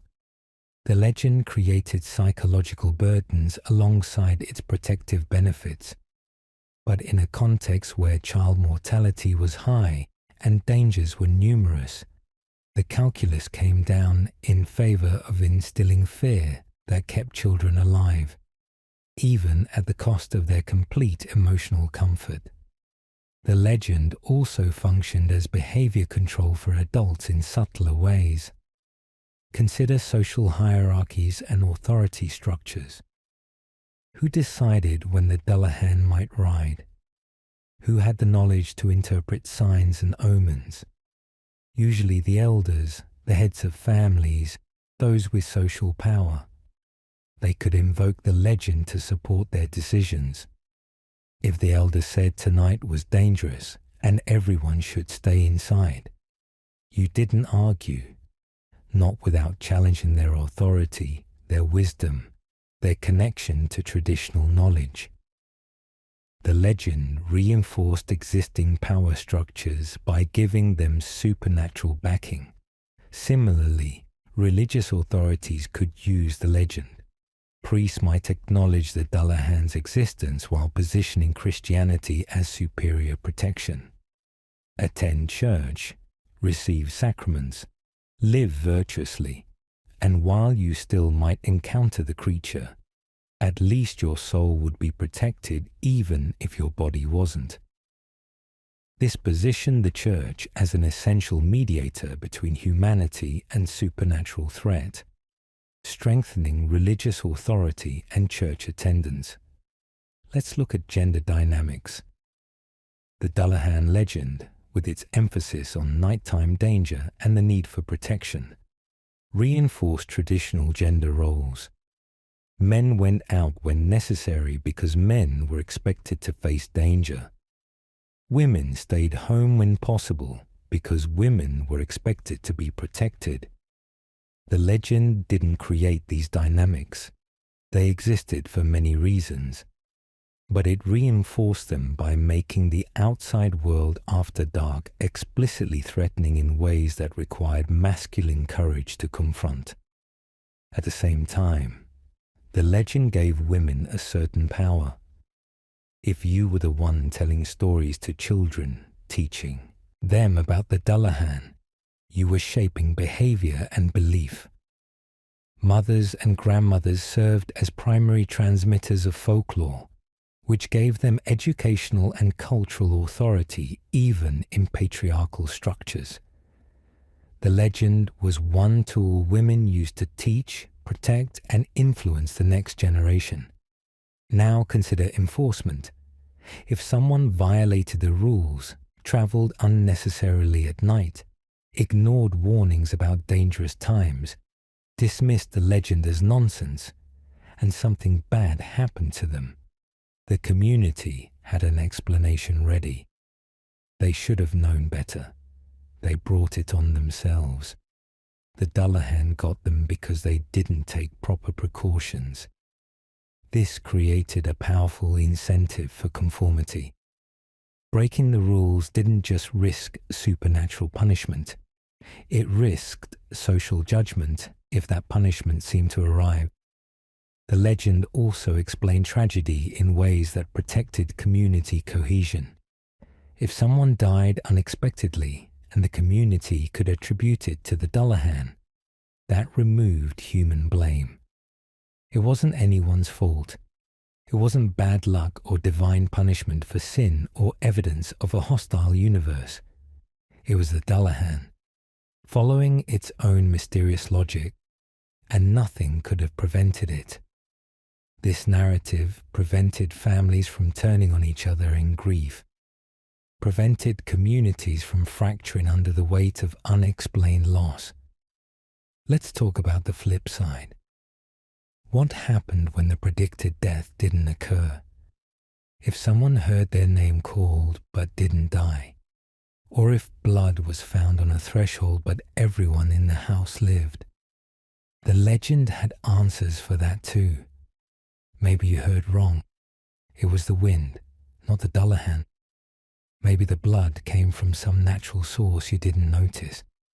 Maybe the gold coin worked, or the iron tools, or the prayers. Maybe the creature changed its mind. There were enough escape clauses built into the legend that it could accommodate contradictory evidence without collapsing. This adaptability helped the legend survive across generations and across changing circumstances.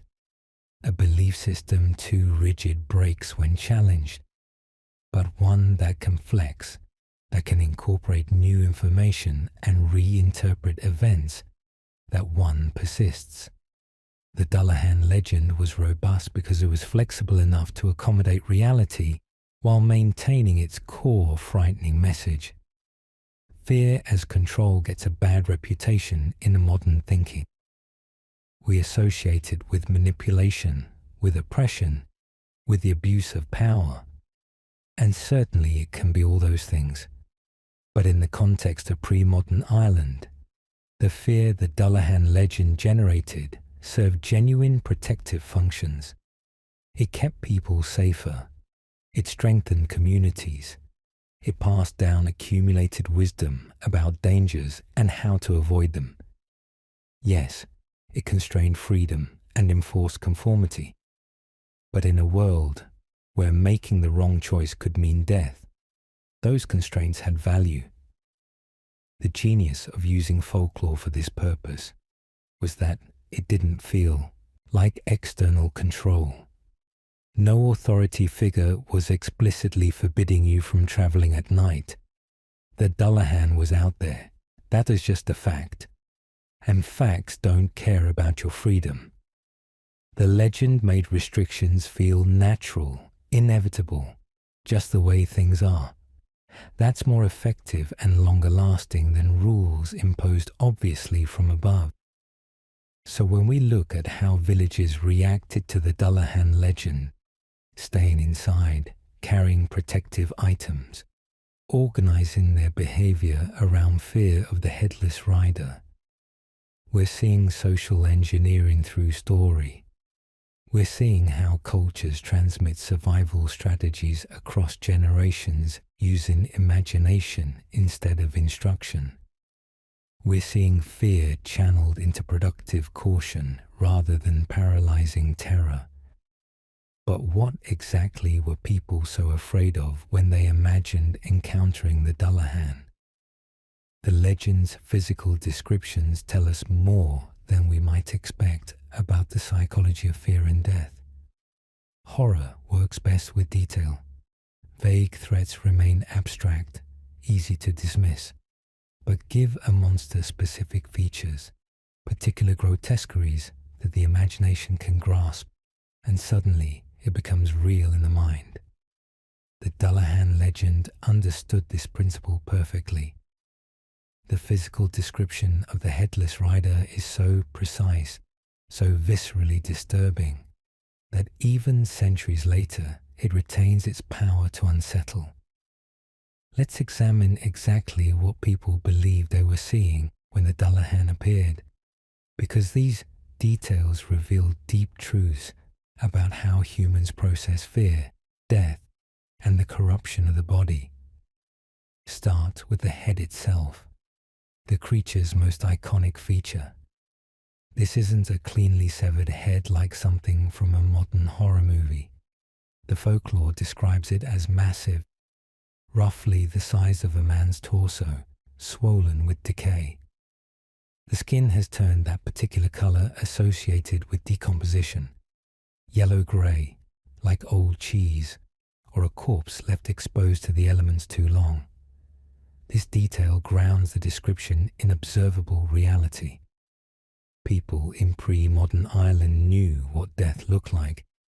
They saw bodies, prepared them for burial, understood the stages of decay. The Dullahan's head looked like actual death, not stylized or sanitized death. The flesh doesn't sit right on the skull anymore. It's loose, sagging, sliding around as the head moves. Imagine the visual horror of that. Skin that no longer quite belongs to the structure underneath, that seems ready to slough off entirely. This detail captures the fundamental wrongness of death, the way the body stops being a unified living thing and becomes just material, meat that gravity and decay will gradually reclaim. And across this rotting face stretches a grin. Not a subtle smile, not a slight upturn of lips, a wide, terrible grin, permanent and unchanging. The mouth is stuck that way, frozen in an expression that suggests mockery, suggests that death finds human suffering amusing. A grin is normally associated with joy, with pleasure, with positive emotion.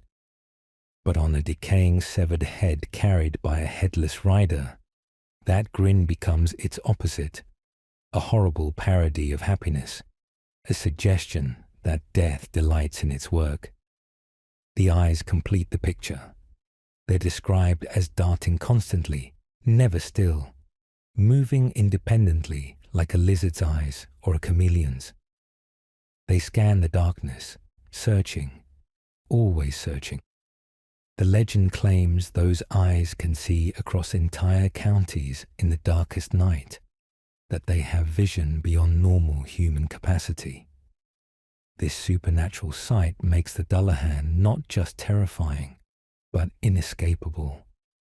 You can't hide in darkness because the creature sees anyway. You can't rely on distance because those eyes see miles away. Think about what this head represents psychologically. It's your own mortality made visible. That's what you'll look like eventually, after death, after enough time passes. We all become rotting flesh and grinning skulls in the end. The Dullahan carries that future around, displays it openly, forces witnesses to confront what they spend most of their lives avoiding thinking about. It's memento mori made supernatural. Remember, you will die. And this is what death looks like. Now the body, or what's left of it. The creature sits astride its horse, despite having no head to guide it, no eyes to see the path in the conventional sense. The stump of the neck is visible, not bleeding, not fresh, but healed in some impossible way that makes it clear this isn't a recent decapitation. The Dullahan has existed in this state for a long time. It's not dying from its injury. It's operating perfectly well despite it. This overturns normal rules of biology and mortality. A headless body should collapse immediately. Instead, it rides with terrible purpose. The body holds the head under one arm, tucked like you'd carry a lantern or a package. Casual, comfortable. The head isn't a burden. It's a tool, an accessory. This nonchalant relationship with its own severed head makes the Dullahan more disturbing than if it seemed bothered by the separation. The creature has fully accommodated its impossible condition, which suggests that maybe this state is actually natural for it, that maybe this is how death wants to appear. And in the other hand, the whip. We've mentioned this before, but let's really look at it. A human spine, complete from neck to tailbone. All 24 vertebrae, still connected, still flexible. The spinal cord would have rotted away, leaving just bone. But the ligaments somehow remain functional enough to allow the spine to flex and crack like a whip. Imagine the sound, not just the whistle and snap of leather, but something harder, something that clicks and rattles as bone strikes bone.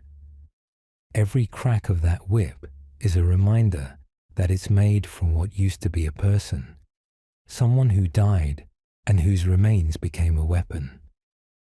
The whip serves multiple purposes in the legend.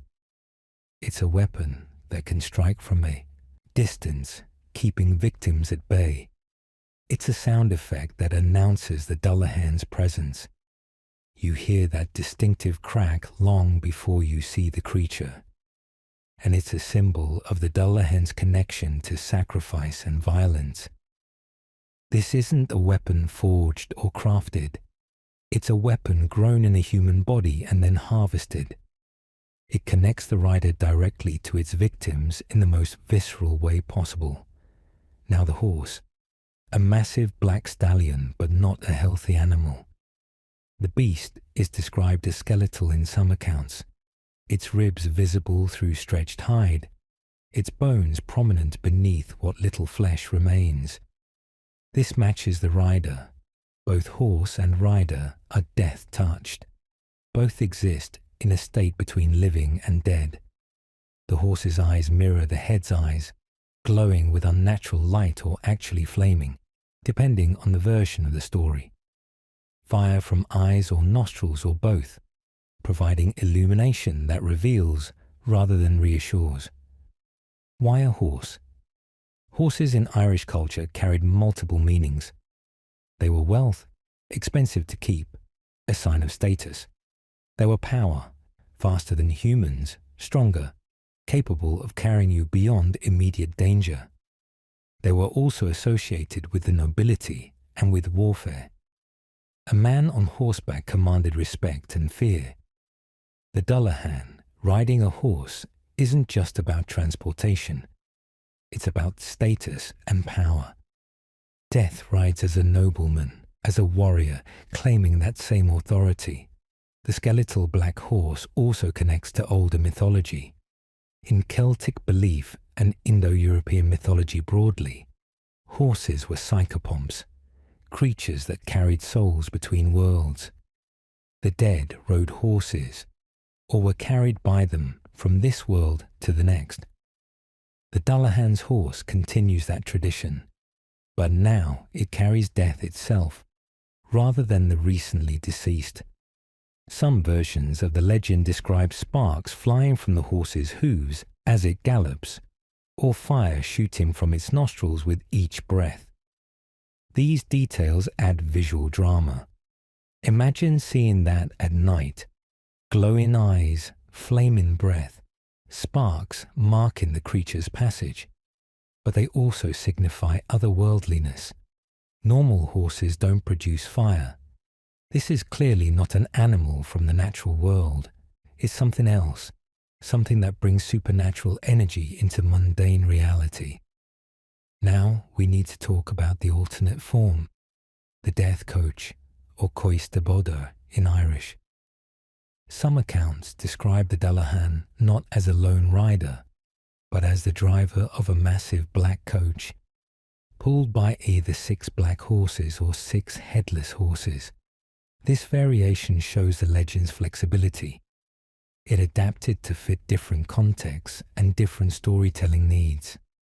The coach version feels more grand, more ceremonial, like death arriving in state rather than as a lone hunter. The coach itself is described as ancient, decaying, creaking ominously as it rolls. The wheels, and this is particularly gruesome, are sometimes said to be made from human thigh bones, femurs, arranged in a circle like spokes, rotating as the coach moves. Each revolution of those bone wheels is a reminder of mortality, of what becomes of the body after death. The coach doesn't just transport the Dullahan.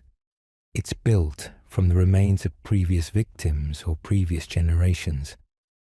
Why would the legend include this alternate form? Partly regional variation. Different parts of Ireland told the story slightly differently. Munster tradition emphasized the coach more than Ulster tradition, which preferred the lone rider. But the coach version also served different narrative purposes.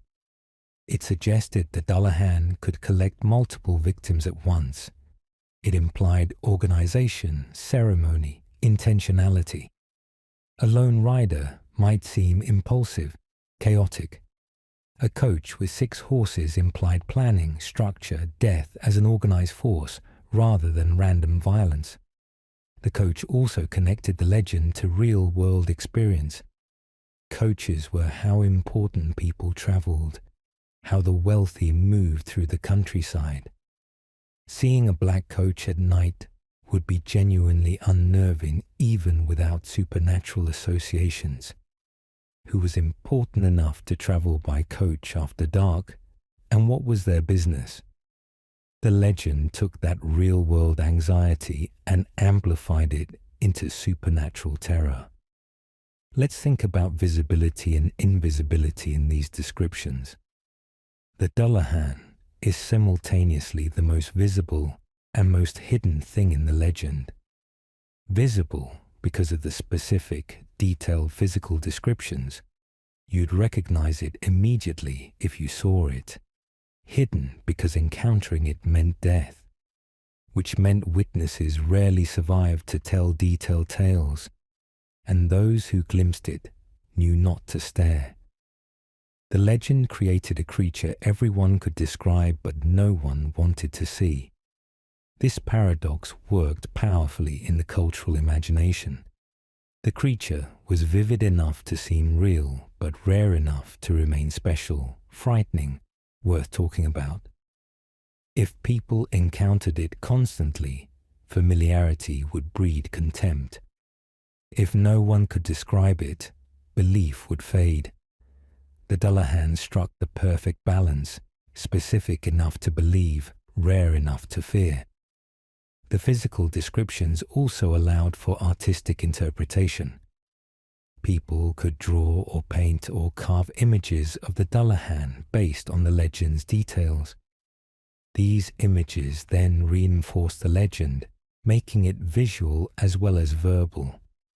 Children growing up would see representations of the headless rider, making the threat feel more immediate and real than purely verbal tradition could achieve. The legend became part of the visual culture, not just the oral culture. Now think about what these descriptions reveal about Irish attitudes toward death and the body. Dullahan's head is decaying, not fresh. This reflects the reality that most people saw death at various stages, not just immediately post-mortem. Bodies were laid out at home for wakes. People attended funerals. Everyone knew what decay looked like. The legend didn't shy away from that reality. It incorporated it fully. The permanent grin might reflect the rictus that sometimes affects corpses, where facial muscles contract and create a smile-like expression. This natural phenomenon, disturbing when encountered on an actual body, became supernatural in the legend. What's merely biology becomes intention. Death really is grinning at us, mocking our attachments and fears. The separation of head from body represents the ultimate violation, the complete destruction of bodily integrity. In a culture that valued proper burial, that believed the body needed to be whole for whatever came after death, decapitation was a profound horror. The Dullahan embodies that horror, not just dead but dismembered, not just ended but broken apart. Yet it still functions, which suggests that maybe death doesn't need wholeness, that maybe our attachment to bodily integrity is meaningless in the face of mortality. The spine whip connects violence directly to the body structure. Your spine is what holds you upright, what allows movement, what carries signals from brain to limbs. It's architecturally essential to being human. The Dullahan turns that essential structure into a weapon. What makes us human becomes what threatens us. That's a deep psychological horror. The fear that our own bodies, our own mortality, weaponizes against us. Let's talk about the sensory experience of encountering the Dullahan based on these descriptions. First, sound. The hoofbeats are approaching, heavy and rhythmic. The crack of the spine whip, that distinctive rattling snap. The creaking of the death coach if that version appears. Maybe the snorting of horses breathing out fire. These sounds would carry through still night air, arriving before any visual confirmation. Sound triggers fear because you can't control what you hear. It bypasses rational thought and goes straight to instinct.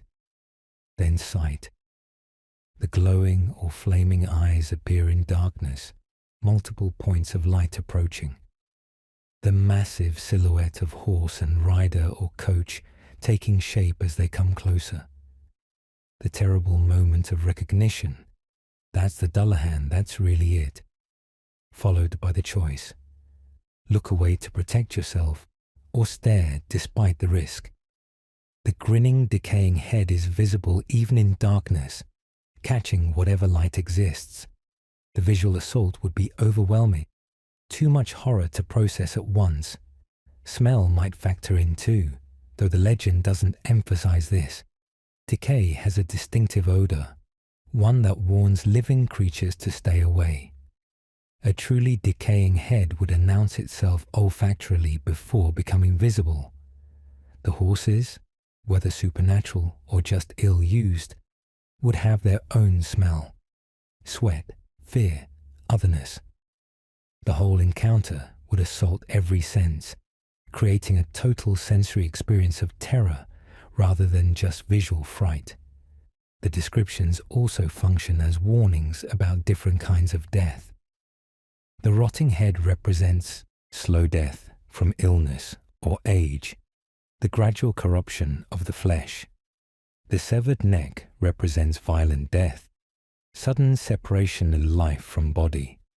The skeletal horse represents death by starvation or wasting disease. The bone-wheeled coach represents death that claims many at once, plague, disaster, war. Every element of the Dullahan's appearance connects to some real form of mortality people feared and experienced. Now consider how these descriptions would be told and retold. Around the fire at night, an elder describes the Dullahan to wide-eyed children. The teller would linger on the most horrible details, the loose, sagging flesh, the permanent grin, the eyes that never stop moving. They'd use gestures, make their voice raspy when speaking for the creature, create theatre with just words and movement. Each telling would embed the images deeper in memory, make them more vivid and harder to forget. Different tellers would emphasize different elements based on what frightened them personally or what their audience needed to hear. Someone warning against nighttime travel might focus on the horse's flaming eyes, visible from great distance. Someone teaching children to obey might emphasize the whip and the creature's violence. Someone processing grief might linger on the decaying head, making death's reality undeniable. The flexible descriptions allow for customized horror.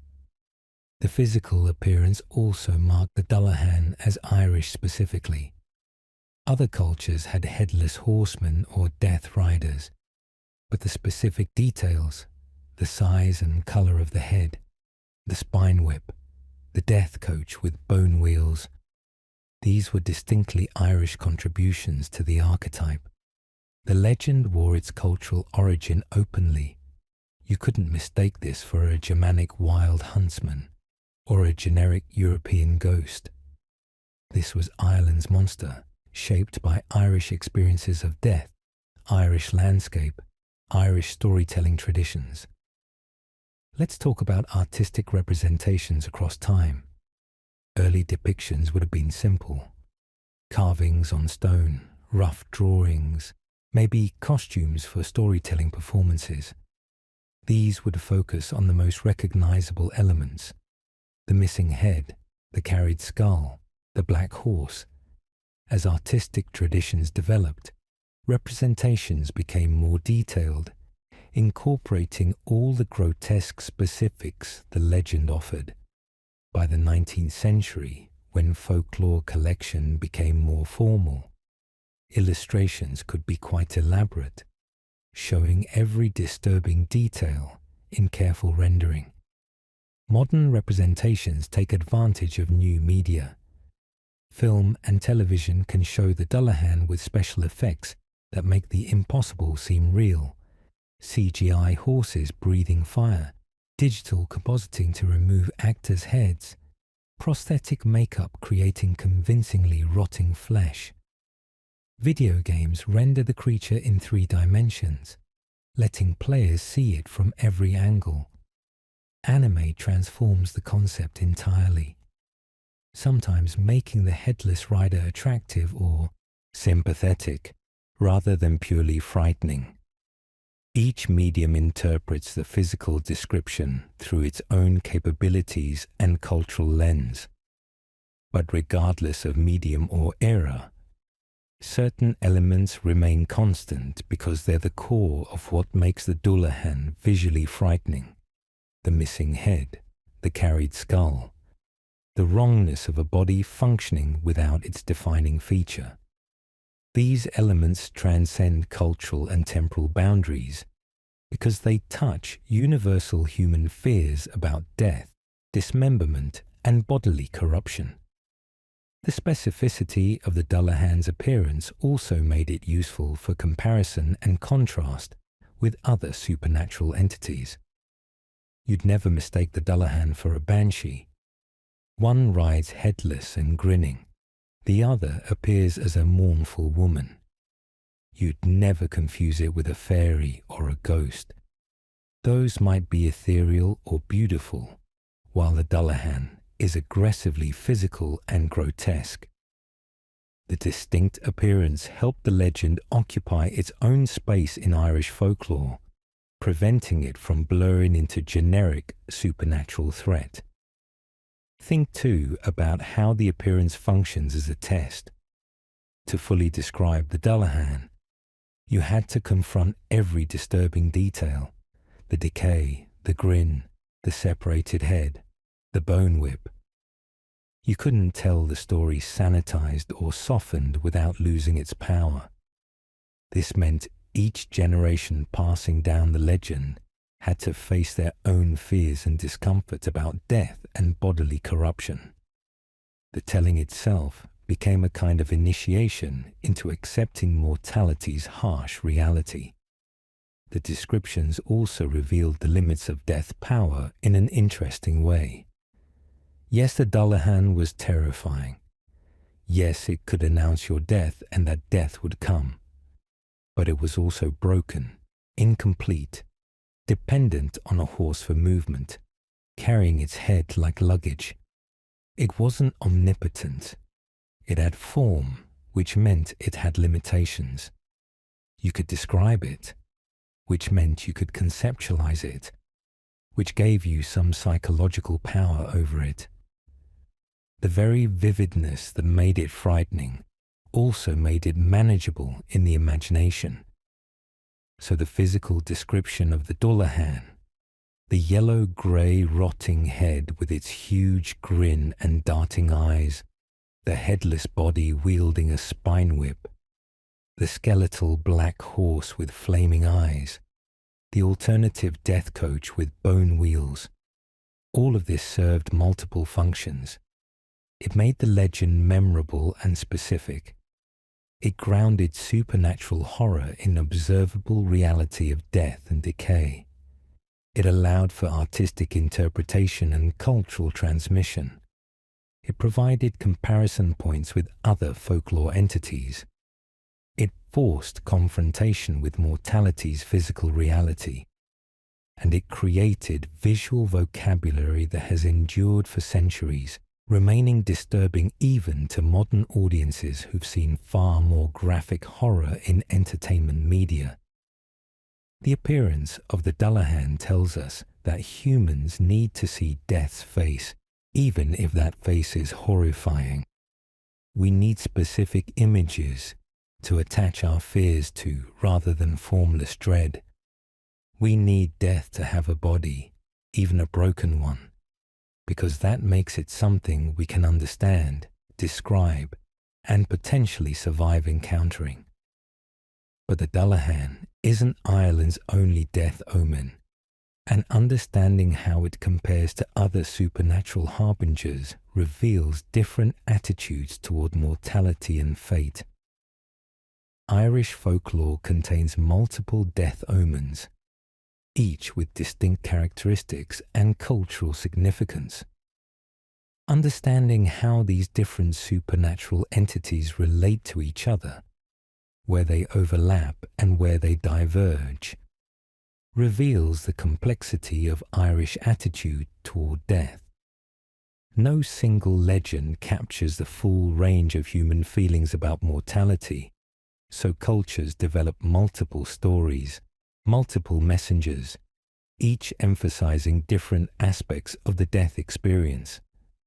The contrast between the Dullahan and the Banshee is particularly illuminating because while both announce death, they do so in completely opposite ways. Let's establish what the Banshee is before we compare. The word comes from Irish bean sea, meaning woman of the fairy mound, or woman of the other world. The Banshee appears as a female spirit, usually described as either a beautiful young woman or an old hag, sometimes able to shift between these forms. She doesn't ride or hunt. She appears near the homes of certain families in Wales, a distinctive, mournful cry called keening that traditionally accompanied Irish funerals. When you hear the Banshee's wail, someone in your family will die soon. First major difference: emotion. The Banshee mourns. Her cry is full of sorrow, grief, loss. She's sad that death is coming. She weeps for the doomed family member as if she's already at their funeral. The sound she makes, the keening, is the same sound human women made at wakes and funerals, a formalized expression of grief that helped communities process loss. The Banshee performing this keening before the death means she's beginning the mourning early, acknowledging the inevitability of what's coming with genuine sorrow. The Dullahan doesn't mourn, it announces. That permanent grin on its severed head suggests satisfaction, maybe even cruel pleasure. The crack of the spine whip is aggressive, violent. The calling of the name is stark and cold, not sorrowful. Where the Banshee grieves, the Dullahan simply declares. This reflects different attitudes toward death. Death as tragic loss versus death as neutral fact. The Banshee says we should feel sad about death, should mourn and weep and acknowledge the pain of losing someone. The Dullahan says death happens regardless of feelings, that emotion is irrelevant to mortality's workings. Second major difference: selection of victims. This is crucial. The Banshee only appears for specific Irish families, ancient lineages with names like O'Neill, O'Brien, O'Connor, Kavanagh, O'Grady. If you weren't from one of these families, you never heard the Banshee, no matter how or when you died. She was bound to certain bloodlines, attached to them across generations, following them even if they left Ireland and settled elsewhere. The connection was specific and exclusive. The Dullahan chooses anyone. No family restrictions, no bloodline requirements. The farmer and the nobleman, the infant and the elder, the pious Christian and the skeptical doubter, all equal in the Dullahan's eyes, or rather in his eyeless state. This democratic approach to death makes the Dullahan more frightening in some ways, because no one can claim exemption. But it also makes it more egalitarian, more honest about death's universal reach. Why would the legends differ this way? The Banshee's family restrictions reflected real social hierarchies. Old Irish families, especially those with Gaelic rather than Anglo-Norman names, maintained strong identity and pride in lineage. Having a personal death omen, a supernatural entity specifically attached to your family, was a mark of distinction. It said your family was important enough, old enough, significant enough that the other world paid special attention. The Banshee was a status symbol, even while being frightening. The Dullahan recognized no such distinctions. It came from older belief, from Cromdu, a god who theoretically could affect anyone, not just elites. Its transformation into a death spirit maintained that universal reach. Everyone dies, regardless of family name or social position. The Dullahan embodied that leveling truth. You couldn't escape it through noble birth or ancient lineage. Mortality makes everyone equal. Third difference, the nature of the sound. The Banshee's keening was musical in its way, a formalized crying that had rhythm and pattern. It was loud and piercing but recognizably human in origin. Women keening at funerals created similar sounds, high-pitched wailing, sometimes with words of praise for the deceased, sometimes wordless grief. The Banshee's cry was supernatural but comprehensible, connected to human mourning practices. The Dullahan's sounds were alien. The crack of a spine whip. Who knows what that really sounds like? It's not a sound from nature or normal human activity. The hoofbeats could be ordinary horses, but the legends often described them as heavier, stranger, wrong somehow. And when the Dullahan calls a name, it's described as clear and loud, but also otherworldly, coming from a mouth on a head not attached to lungs or throat. These sounds existed outside normal experience, reinforcing the creature's supernatural nature. The different sounds created different emotional responses.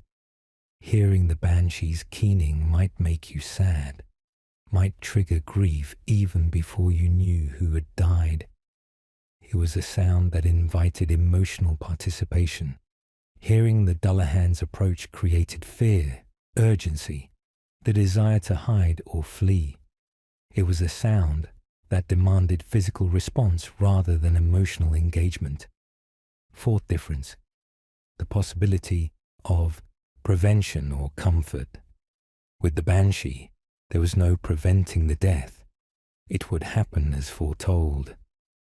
But the Banshee's presence offered a kind of comfort. She wept for your family member, acknowledged that their death mattered, that it would be felt and mourned. Her keening said death is sad, loss is real, grief is appropriate. That validation of emotion provided solace even in terrible circumstances. The family could prepare emotionally, could begin the mourning process, could gather together knowing what was coming. The Dullahan offered no comfort. Its appearance was violent, aggressive, merciless.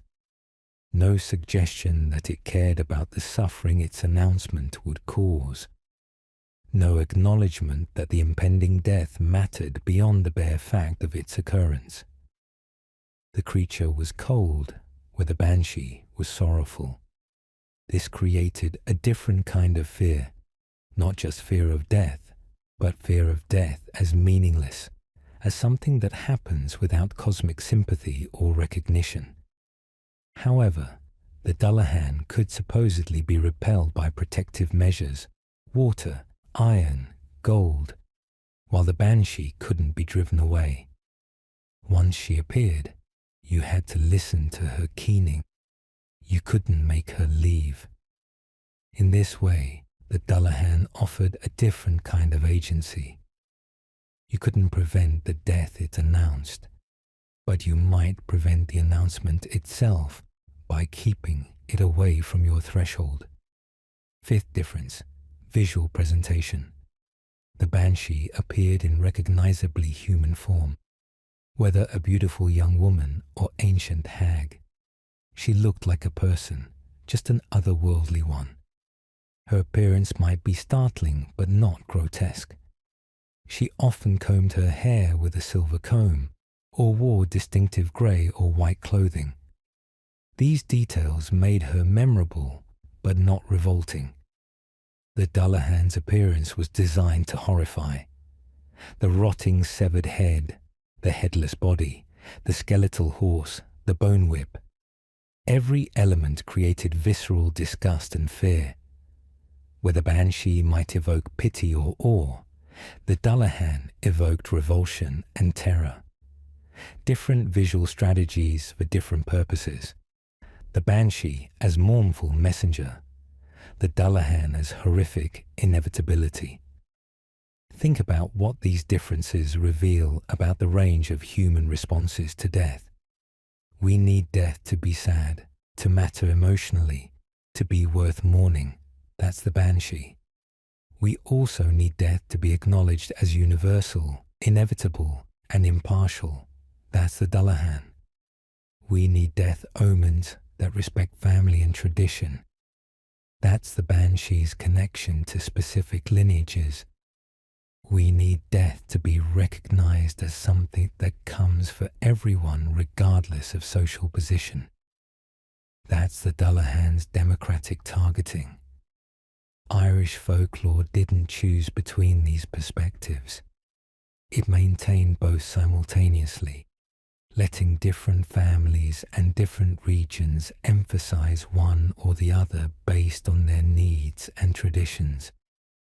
A family with banshee connections would tell those stories, taking some pride in having a personal death omen, while also fearing it. Families without such connections would focus more on the Dullahan, which applied to them equally.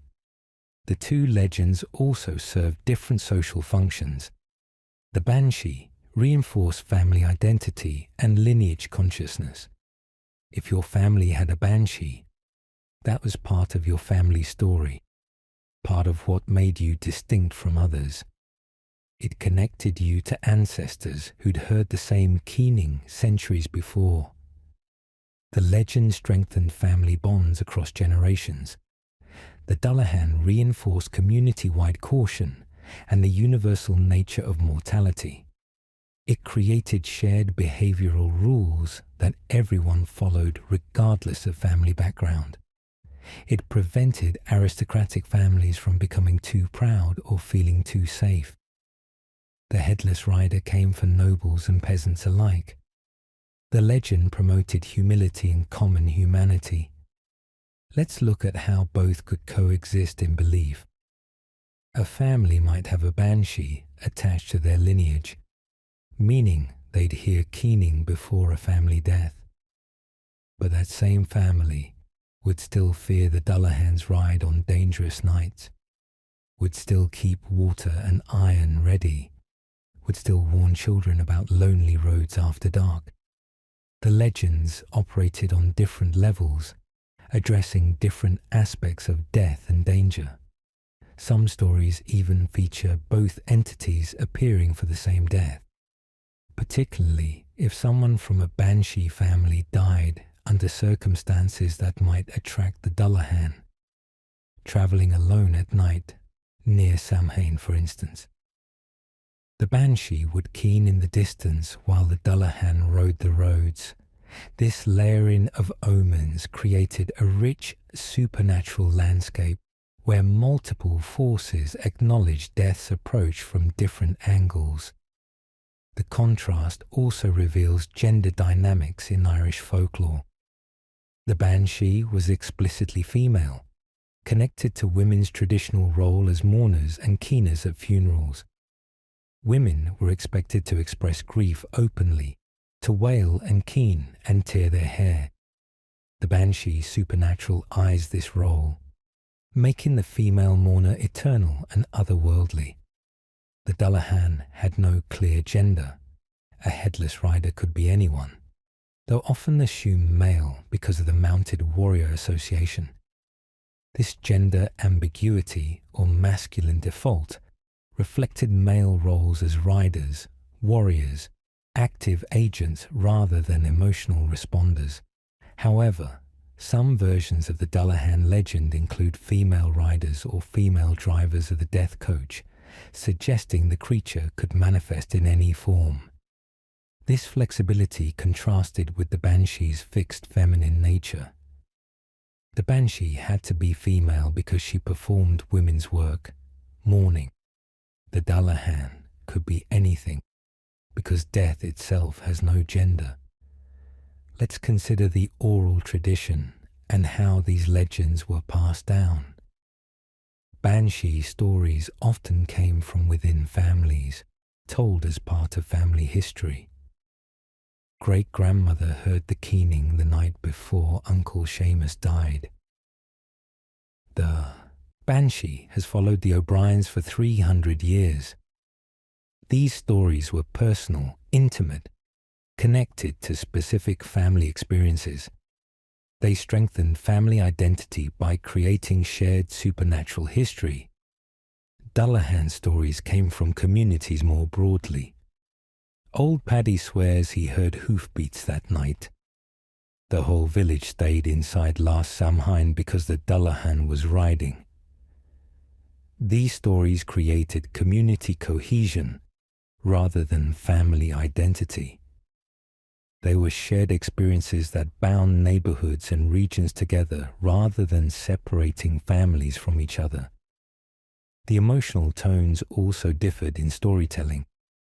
Banshee stories often had a wistful, melancholy quality. Even when frightening, they carried sorrow and respect for the dead. Tellers might speak quietly, might tear up remembering how the keening sounded. There was reverence in these tellings, a sense that the banshee's attention, however frightening, was also a kind of honor. Dullahan stories were told with grim relish, emphasizing the horror and the danger. Tellers would make their voices harsh when speaking the called name, would gesture violently when describing the spine whip. The goal was to frighten, to warn, to make listeners take precautions. Less reverence, more practical fear. Both legends ultimately served to help people cope with death's inevitability, but through opposite means. The banshee said death is tragic, worthy of grief, something that diminishes the living. Her keening validated mourning, gave permission for sorrow, acknowledged that loss matters. This helped people process grief when death occurred. They'd been prepared emotionally, had heard the otherworldly mourning that said grief was appropriate and expected. The Dullahan said death is natural, inevitable, coming for everyone eventually, regardless of emotion or circumstance. Its merciless announcement removed false hope, prevented denial, forced acceptance. This helped people face mortality honestly, without comforting illusions. The creature taught harsh truth. We all die. Tears won't stop it. Best to accept and prepare. Different personalities and temperaments would respond differently to these lessons.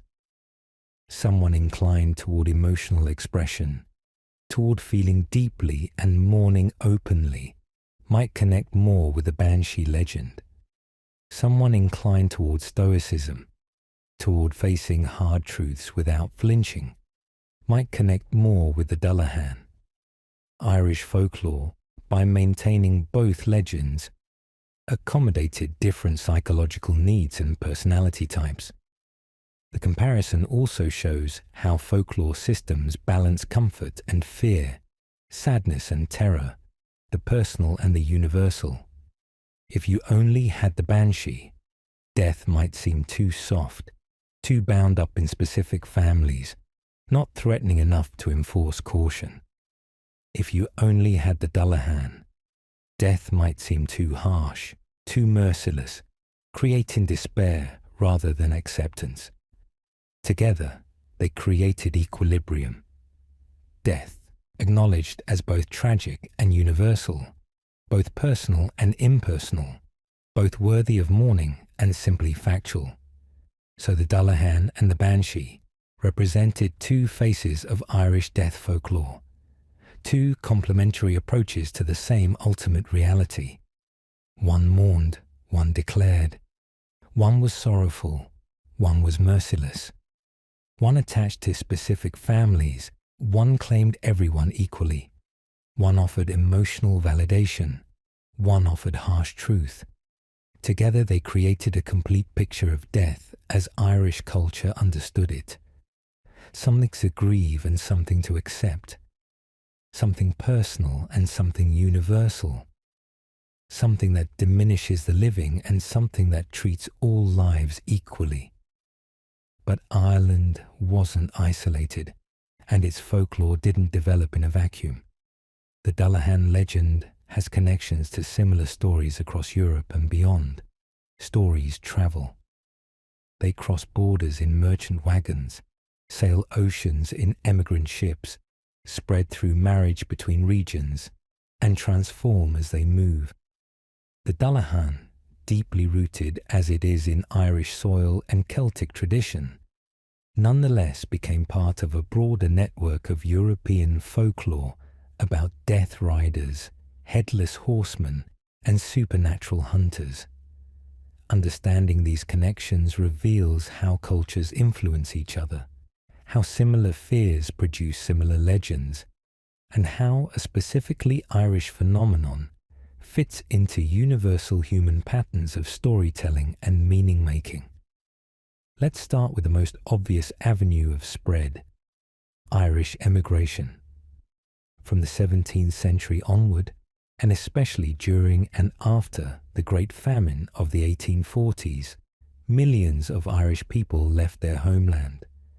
They went to Britain, America, Canada, Australia, carrying with them language, customs, songs and stories. The Dullahan travelled in their memories and their tellings, appearing wherever Irish communities established themselves.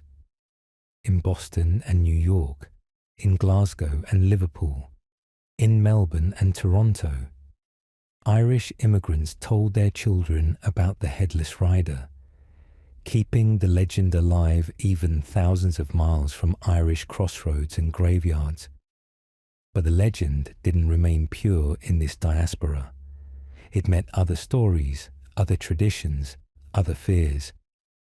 In America particularly, Irish folklore encountered Native American traditions, African traditions brought by enslaved people, European folklore from German and Scandinavian and Italian immigrants. All these story systems brushed against each other, sometimes blending, sometimes reinforcing each other, sometimes competing.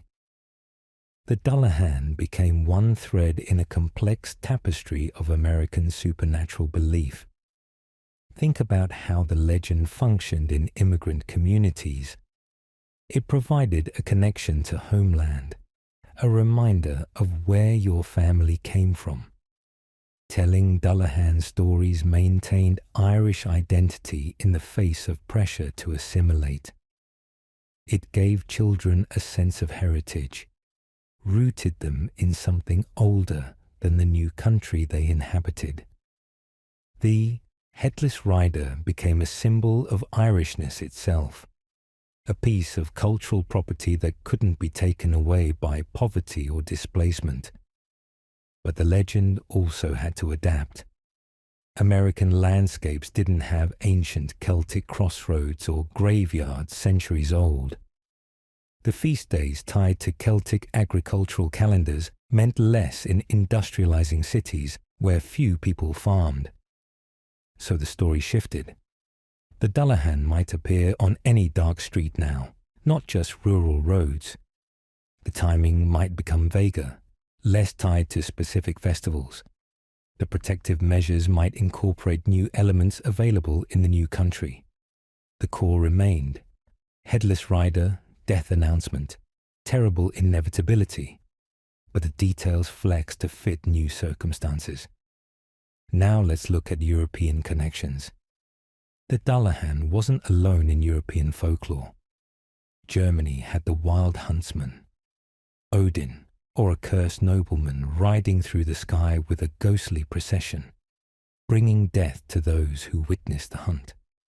Scandinavia had similar legends of ghostly riders and supernatural hunts. Britain had various headless horsemen haunting specific locations. Scotland and Wales, with their own Celtic roots, had death omens that resembled both the Dullahan and the Banshee. These parallel legends raise interesting questions. Did they all derive from a common ancestral story? Did they develop independently from similar fears and experiences? Or did they influence each other through trade, war, and cultural contact over centuries? The answer is probably all three. Indo-European peoples likely shared some baseline mythology about death and the afterlife before they separated into distinct cultural groups.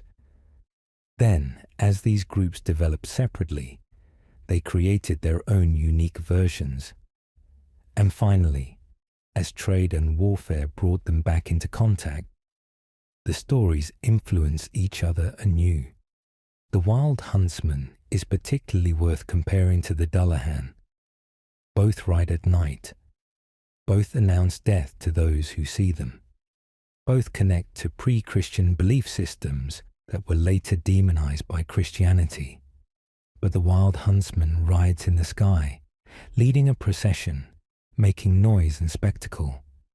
The Dullahan rides earthbound, alone or with its death coach, more focused and direct. The huntsman represents chaotic supernatural power. The Dullahan represents a specific targeted death announcement. Different cultural fears, different story needs, producing different details while maintaining similar core concepts.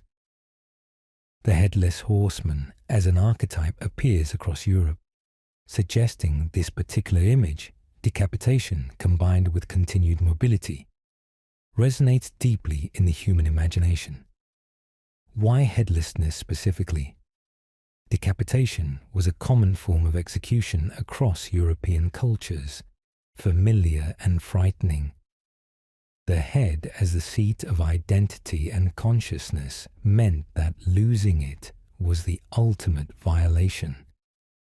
But a headless body that keeps moving violates natural law, creating cognitive dissonance that produces horror. The image works because it's specific enough to visualize, but impossible enough to be clearly supernatural. Now we need to talk about Washington Irving's The Legend of Sleepy Hollow, published in 1820.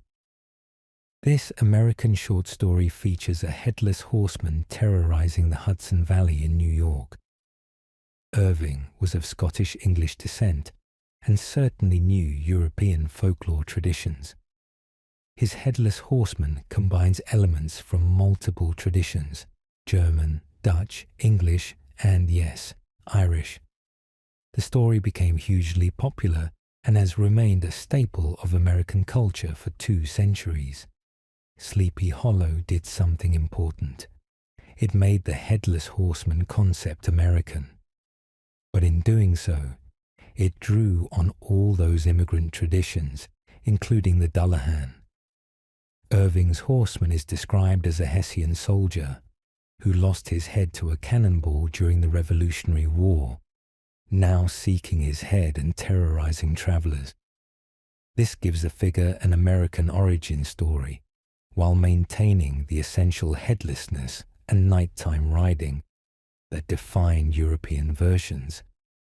The story's popularity meant that subsequent American culture associated Headless Horseman primarily with Sleepy Hollow, rather than with specific ethnic traditions like Irish folklore. In a sense, Irving's story absorbed and Americanized the Dullahan, along with similar legends from other cultures. This is how folklore evolves in multicultural contexts. Distinct traditions blur together into new forms that feel native to the new place, while actually being synthesized from multiple sources. But here's what's fascinating. Despite this American appropriation, the Dullahan remained distinctly Irish in Irish communities and in Ireland itself. The legend didn't disappear into a generic headless horseman concept. It maintained its specific details: the rotting, grinning head, the spine whip, the connection to Celtic feast days, the death coach variation. This shows folklore's ability to exist simultaneously in multiple forms, a general cross-cultural version for broad audiences and a specific culturally rooted version for communities that maintain strong ethnic identity. Let's consider the motif's appearance in Scotland and Wales. Both countries share Celtic roots with Ireland, and both developed their own death omen folklore. Scotland has the Bean Knee, similar to the Irish Banshee, and various localized death omens including spectral riders in some regions. Wales has the Ceffyl W, a water horse, and legends of death portents. These aren't identical to the Dullahan, but they share enough elements, supernatural entities announcing death, often with equestrian associations, that they're clearly part of a shared Celtic cultural framework. The differences reveal regional adaptation. Scottish folklore emphasizes certain elements more than Irish. The connection to specific places like battlefields or drowning sites, for instance. Welsh traditions incorporate more water elements, reflecting Wales's mountainous, river-crossed landscape. But the core idea that death announces itself through supernatural means, often involving horses or riding, appears across all three Celtic regions. The Dullahan is Ireland's particular expression of this widespread Celtic understanding of death. Continental Europe adds more variations. France has the Ankou, a personification of death that sometimes appears on a cart collecting souls. Brittany, with its Celtic roots, has legends similar to Irish folklore including death coaches and supernatural riders. Germany, beyond the wild hunt, has various local death omens and spectral processions. Eastern Europe has its own rich tradition of death personifications and omens, often incorporating vampiric or ghostly elements distinct from Western versions. What becomes clear is that every European culture developed ways of talking about death through supernatural stories. The specific forms varied based on local history, geography, social structure, and religious context. But the need to externalize death, to give it form and story, appears universal. The Dullahan is Ireland's contribution to this pan-European project of making death comprehensible through folklore. The legend also spread through literature beyond Irving. Gothic novels of the 19th century, which often drew on folklore for atmospheric effect, featured headless spectres and death coaches. Irish authors like Sheridan Le Fanu incorporated traditional folklore into their horror fiction, bringing the Dullahan and similar entities to literary audiences who might never encounter oral tradition. This literary spread took the legend to educated classes and international readers, transforming it from folk belief to cultural reference point. By the 20th century, the Dullahan had become part of the general vocabulary of horror and fantasy. It appeared in role-playing games, fantasy novels, horror films, and eventually video games and anime. Each new medium interpreted the legend differently, sometimes staying close to Irish tradition, sometimes using just the basic concept of a headless rider and creating something new around it. This modern spread operates differently from traditional folklore transmission. It's mediated through commercial entertainment, global media, and conscious artistic choice rather than through community storytelling and cultural preservation. The anime Durarara features a Dullahan as a major character, specifically an Irish Dullahan transported to modern Japan, explicitly referencing Irish folklore while transforming it to fit Japanese storytelling conventions. The Castlevania video game series includes the Dullahan as a recurring enemy, drawn from its Irish roots, but adapted to fit the game's gothic horror aesthetic. Final Fantasy games incorporate the concept in various forms. Each adaptation shows how the core image, headless rider, death, association, remains powerful across cultural boundaries, while details shift to fit new contexts. This modern global spread raises questions about authenticity and cultural appropriation. Is a Japanese anime character based on Irish folklore still Irish? Does it matter? The Dullahan has become part of global popular culture in a way that both preserves and transforms it. Irish people might not recognize their traditional legend in some modern adaptations, but those adaptations keep the name and core concept alive, potentially leading audiences to investigate the original folklore. Tourism in Ireland has commercialized the legend. Folklore tours advertise encounters with Dullahan territory. Visit crossroads where the headless rider supposedly appeared. Tell stories in atmospheric ruins for paying visitors. This isn't traditional folklore transmission, it's entertainment and cultural commerce. But it also preserves the stories, maintains their connection to the Irish landscape, and passes them to new generations and international audiences who might otherwise never hear them. The internet has created new forms of folklore spread. Websites catalogue mythological creatures including the Dullahan. Forums discuss the legend's origins and meanings. Creative communities write stories, create art, and share interpretations. This digital folklore operates at speeds and scales impossible in traditional cultures. The Dullahan can go from Irish crossroads to global recognition in a single viral post. But does this rapid spread preserve meaning or dilute it? What remains constant across all these spreads and transformations?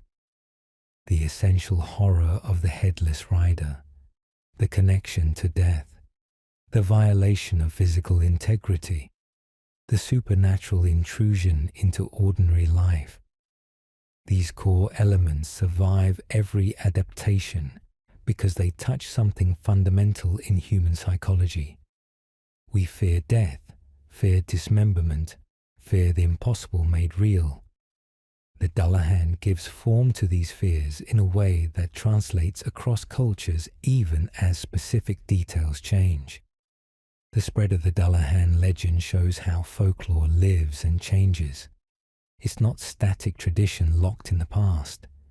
It's dynamic cultural material that travels, adapts, merges with other traditions, gets commercialized, enters new media, and continually reimagines itself while maintaining core identity. The headless rider that once terrified Irish peasants now appears in Japanese animation, American video games, European tourist sites, and global internet culture. It's the same legend and utterly transformed simultaneously. This spread also reveals something about human needs that transcend specific cultures. Every society needs death stories, needs ways to talk about mortality that make it manageable in imagination, if not in reality. The Dullahan's success beyond Ireland proves it taps into universal concerns even while being distinctly Irish in origin. The details come from Irish landscape, history, and belief, but the fundamental fear and the narrative solution speak to everyone. So the Dullahan has become global while remaining Irish, has entered popular culture while preserving folk roots, has adapted to modern media while maintaining ancient resonances. It's a testament to the power of the original legend that it survives all these transformations with its essential horror intact. But what does the Dullahan really mean? What deeper truths does this headless horror embody about death, humanity, and the stories we tell ourselves? Every powerful legend operates on multiple levels simultaneously. The surface level, the literal story, entertains and frightens. But underneath lie deeper meanings, symbolic truth that makes the legend psychologically and culturally significant. The Dullahan isn't just a scary story about a headless rider. It's a complex symbolic statement about death, identity, violence, and the human condition. Unpacking this symbolism reveals why the legend has endured for centuries and why it still resonates with modern audiences despite massive cultural changes. Let's start with the most obvious symbol: headlessness itself. The head is where we locate identity. Your face distinguishes you from everyone else. Your brain houses consciousness, memory, personality, everything that makes you uniquely you. When people think about the self, they imagine it residing in the head rather than the torso or limbs. Philosophers and ordinary people alike treat the head as the essential part, the location of personhood. The Dullahan lacks this essential part. It has been separated from its defining feature, from the seat of identity and consciousness. What does this symbolize? First and most obviously, the loss of self that comes with death. When you die, you stop being you in any meaningful sense. Your personality, your thoughts, your memories, all the things that made you an individual cease to exist, or at least cease to be accessible to the living. You become just a body, just meat and bone, no longer a person. Dullahan's headlessness literalizes this loss. It's a person who's lost personhood, a body divorced from identity. But the Dullahan doesn't just lack its head, it carries the head separately, holds it under one arm like a grotesque lantern. This adds another layer of meaning. The self hasn't disappeared entirely. It's been relocated, made into an object rather than an integral part. You can look at yourself from outside, can witness your own identity as something separate and portable rather than inherent and unified. This represents the alienation that comes with contemplating mortality. When you truly think about your own death, you have to imagine yourself from outside, have to see yourself as an object that will cease functioning. The Dullahan embodies that disturbing perspective, the self observing itself as a mere object, the head's condition, rotting, grinning, eyes darting, adds more symbolic weight. The decay represents time's inevitable corruption of all flesh. No matter how alive and vibrant you are now, this is your future. Discolored skin, sagging flesh, empty permanence. The grin mocks the living, suggests that death has knowledge or perspective that makes mortal concerns laughable. The constantly moving eyes represent death's watchfulness, the sense that mortality observes us constantly, even when we're not thinking about it. Death sees everything, misses nothing, waits patiently for each person's time. Now let's examine the whip made of human spine. This is one of the legend's most viscerally disturbing details, and it carries profound symbolic meaning. The spine is your body's structural core, the column that holds you upright and allows movement. It's both literally and metaphorically your backbone, the thing that keeps you standing, that represents strength and courage. Spineless means cowardly. Having backbone means having integrity and strength. The Dullahan has taken this symbol of strength and structural integrity and turned it into a weapon. What was inside a body, what gave that body form and capability, has been extracted and weaponized. This represents several connected ideas. First, that death comes from within. Your own body, your own mortality, becomes a weapon that threatens you. You carry your own death inside you always. It's not an external threat, but an internal inevitability. The spine whip makes this visible. Second, the spine whip represents the violence of death itself, particularly in the legend's original context of blood sacrifice to Crom-Dubh. Those sacrifices weren't abstract or peaceful. They were violent physical acts. The spine whip preserves memory of that violence, reminds viewers that death is often brutal and physical, not gentle or abstract. Using the spine as a whip says death will use your own structure against you and will turn what gives you strength into what strikes you down. Third, the whip symbolizes control and dominance. The Dullahan wields it, cracks it through the night, uses it to announce its presence and maintain power. Death controls life, dominates it, determines its limits and endpoints. We're all ultimately subject to death's authority, and the spine whip makes that power relationship visible and concrete. The horse carries its own symbolic freight. Horses represent several things across cultures: power and speed, wealth and status, the ability to travel beyond normal human limits. A rider on horseback has advantages over someone on foot: higher perspective, greater speed, more striking power. The Dullahan riding means death comes with power and advantage, means you can't outrun it or fight it effectively from your disadvantaged position. The horse being black, skeletal, with flaming eyes, marks it as supernatural and otherworldly. This isn't a tool humans can use. It's something from beyond normal reality. The symbolism here is that death operates by different rules than life. It has access to powers and perspectives unavailable to the living. The supernatural horse represents death's fundamental otherness, its existence in a category separate from everything we experience in normal life. The horse also connects to older symbolism about psychopomps, creatures that carry souls between worlds.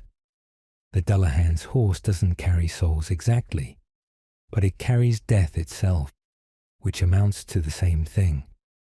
It bridges the gap between the living world and whatever comes after. It makes death mobile, gives it the ability to come to you, rather than you having to go to it. Let's talk about the death coach variation, the Coiste-Baudin, with its 6 horses and bone wheels. A coach is more elaborate than a single horse and rider which implies ceremony and importance. Death arriving in a coach suggests death as an official process, a formal appointment rather than random violence. The 6 horses pulling it represent overwhelming power. This isn't something you could stop or resist. The number 6 might connect to various numerological traditions, though the legend doesn't make this explicit. The wheels made of human thigh bones are especially significant. Wheels represent progress, movement, the unstoppable advance of time. They're circular, suggesting cycles, birth and death and rebirth, seasons rotating, generations replacing each other. Making the wheels from human bones says this cycle runs on human mortality, that the system keeps moving because people keep dying. We're not just victims of death, we're its fuel, its building blocks. Our bones literally keep the death coach rolling, carrying more victims to their ends.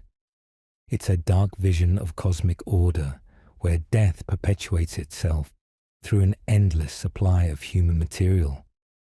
The act of calling a name carries deep symbolic significance. In many traditions, knowing someone's true name gives you power over them. To name something is to define it, to bring it under conceptual control. When the Dullahan calls your name, it's asserting power over you, claiming you as its own. You become defined by your impending death rather than by your life or your relationships or your achievements. The name calling reduces you to a target, strips away everything else about you except the fact that you're mortal and your time has come. The alternative, spilling blood on the threshold, symbolizes violation of boundaries. The threshold protects the home, separates safe domestic space from dangerous outside world. Blood crossing that threshold says death doesn't respect boundaries, can penetrate any defense, reaches into the heart of safety and security to mark its victims. It's a more aggressive, invasive form of announcement than simply calling a name. It leaves physical evidence, stains the boundary, makes a threat visible and undeniable. The Dullahan's behavior, riding at night, appearing at crossroads and graveyards, arriving during feast days tied to ancient calendars, all symbolizes death's connection to liminality and transition. Night is between days, crossroads are between destinations, graveyards are between life and death. Feast days mark transitions in the agricultural year. Death appears at these in-between moments because death itself is the ultimate transition, the biggest crossing from one state to another. By haunting liminal spaces, the Dullahan declares its nature as a transitional force. The inability to prevent what the Dullahan announces symbolizes fate and determinism. Free will encounters its limit in mortality. You can make choices about how to live, but you can't choose whether to die or when death comes calling. The Dullahan embodies this hard truth about human limitation. We're not ultimately in control of our lives because we can't control their end. The legend teaches acceptance of forces beyond human power, humility before cosmic realities that don't care about human preferences. But there's another symbolic angle. The Dullahan as externalization of internal knowledge. Everyone knows they're mortal. That knowledge sits in your mind even when you're not actively thinking about it, shaping behavior and choices in subtle ways. The Dullahan takes that internal knowledge and makes it external and dramatic. It's your own mortality personified, walking around outside you, capable of confronting you directly. When the Dullahan calls your name, it's really your own death awareness speaking to you, making itself undeniable. The legend's prohibition on watching the Dullahan, the threat of being blinded if you look, symbolizes the danger of contemplating death too directly. Most of us avoid thinking deeply about our mortality because it's disturbing and paralyzing. We look away, distract ourselves, focus on life instead. The Dullahan's punishment for watchers says, this avoidance is wise, that staring directly at death harms you. The blinding by blood is particularly apt. Death throws mortality in your face until you can't see anything else, until your whole world is colored by awareness of death. That's a kind of psychological blindness, an inability to engage normally with life because death awareness overwhelms everything. The contrast with the banshee mentioned earlier becomes symbolically important here. The banshee mourns, which symbolizes death as loss, as something to grieve. The Dullahan doesn't mourn, which symbolizes death as neutral fact, as something beyond emotion. Together, they represent the dual truth that death is both objectively neutral, everyone dies, it's a natural process, and subjectively devastating. Each death diminishes the living, creates real loss. The Dullahan is the objective side, the banshee, the subjective. Irish folklore needed both to capture the full symbolic truth. The Dullahan choosing victims without regard to family, age, or status symbolizes death's democracy. This is radical equalitarianism in legend form. Every hierarchy humans create, wealth, title, family lineage, personal achievement, becomes meaningless before death. The king and the beggar die equally. The infant and the elder die equally. The saint and the sinner die equally.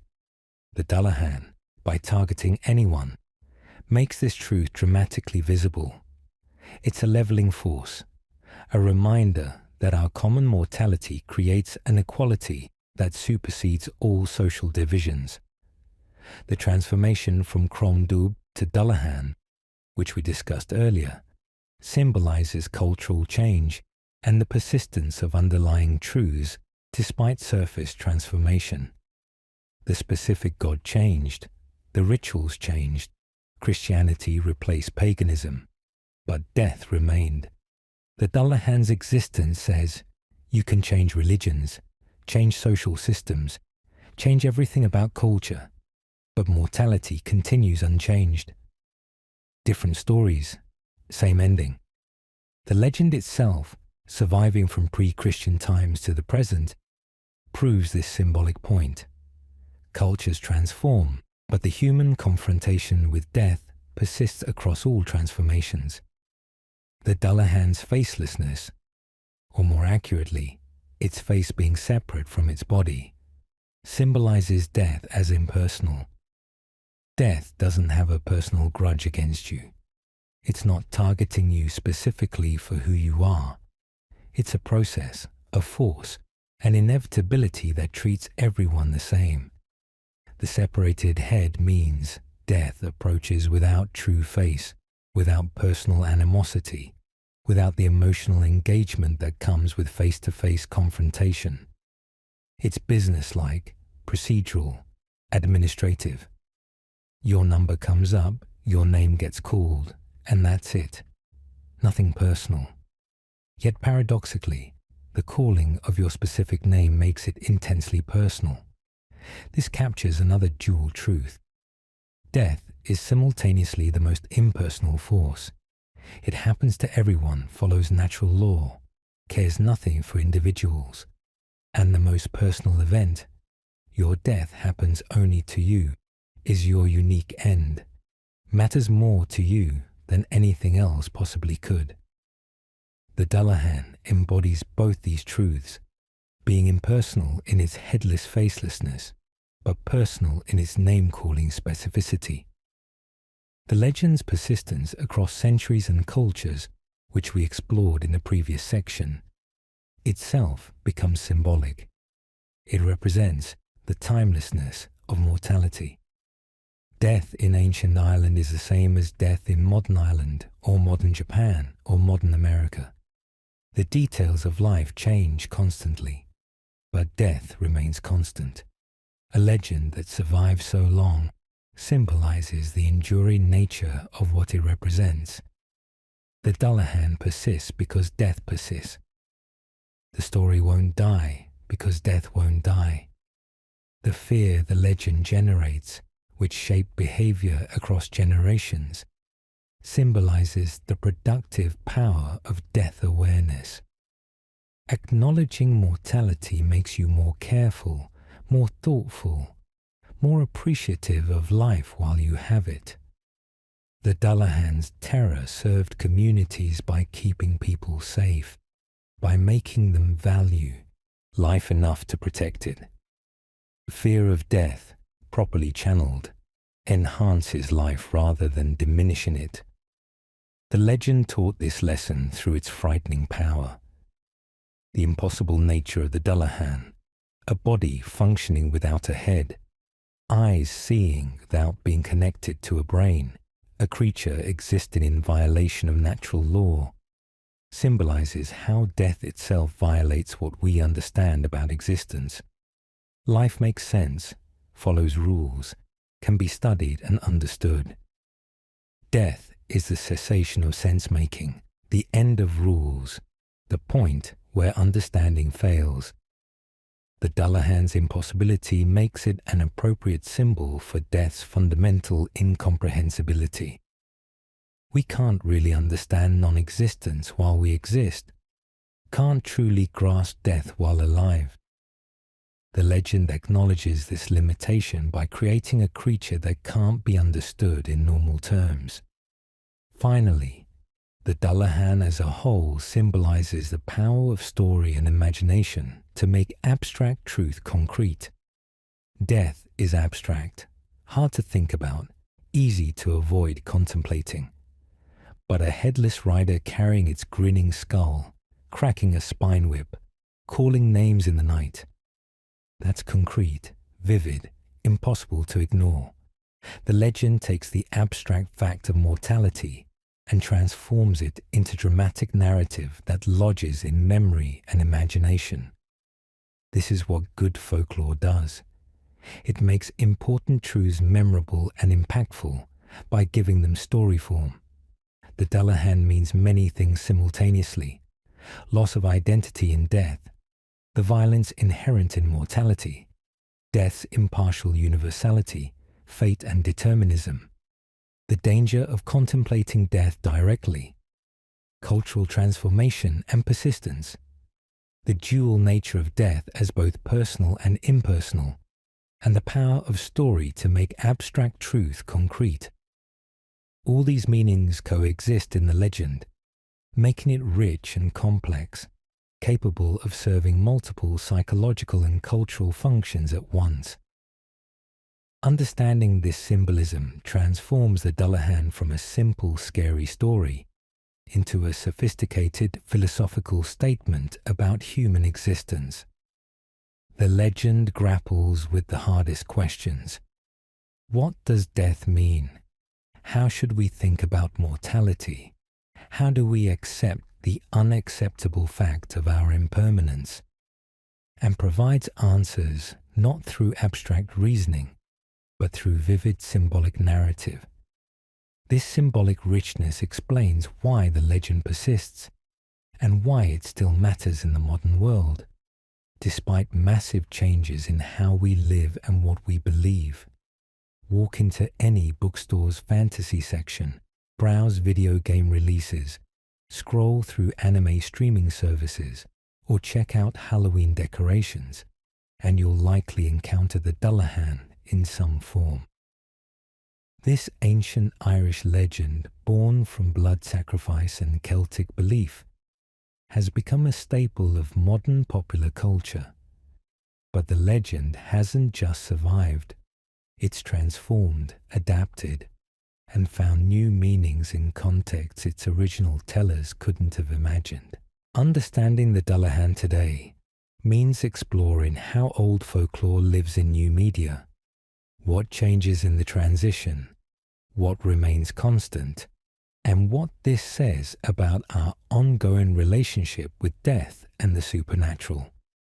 Let's start with modern Ireland itself.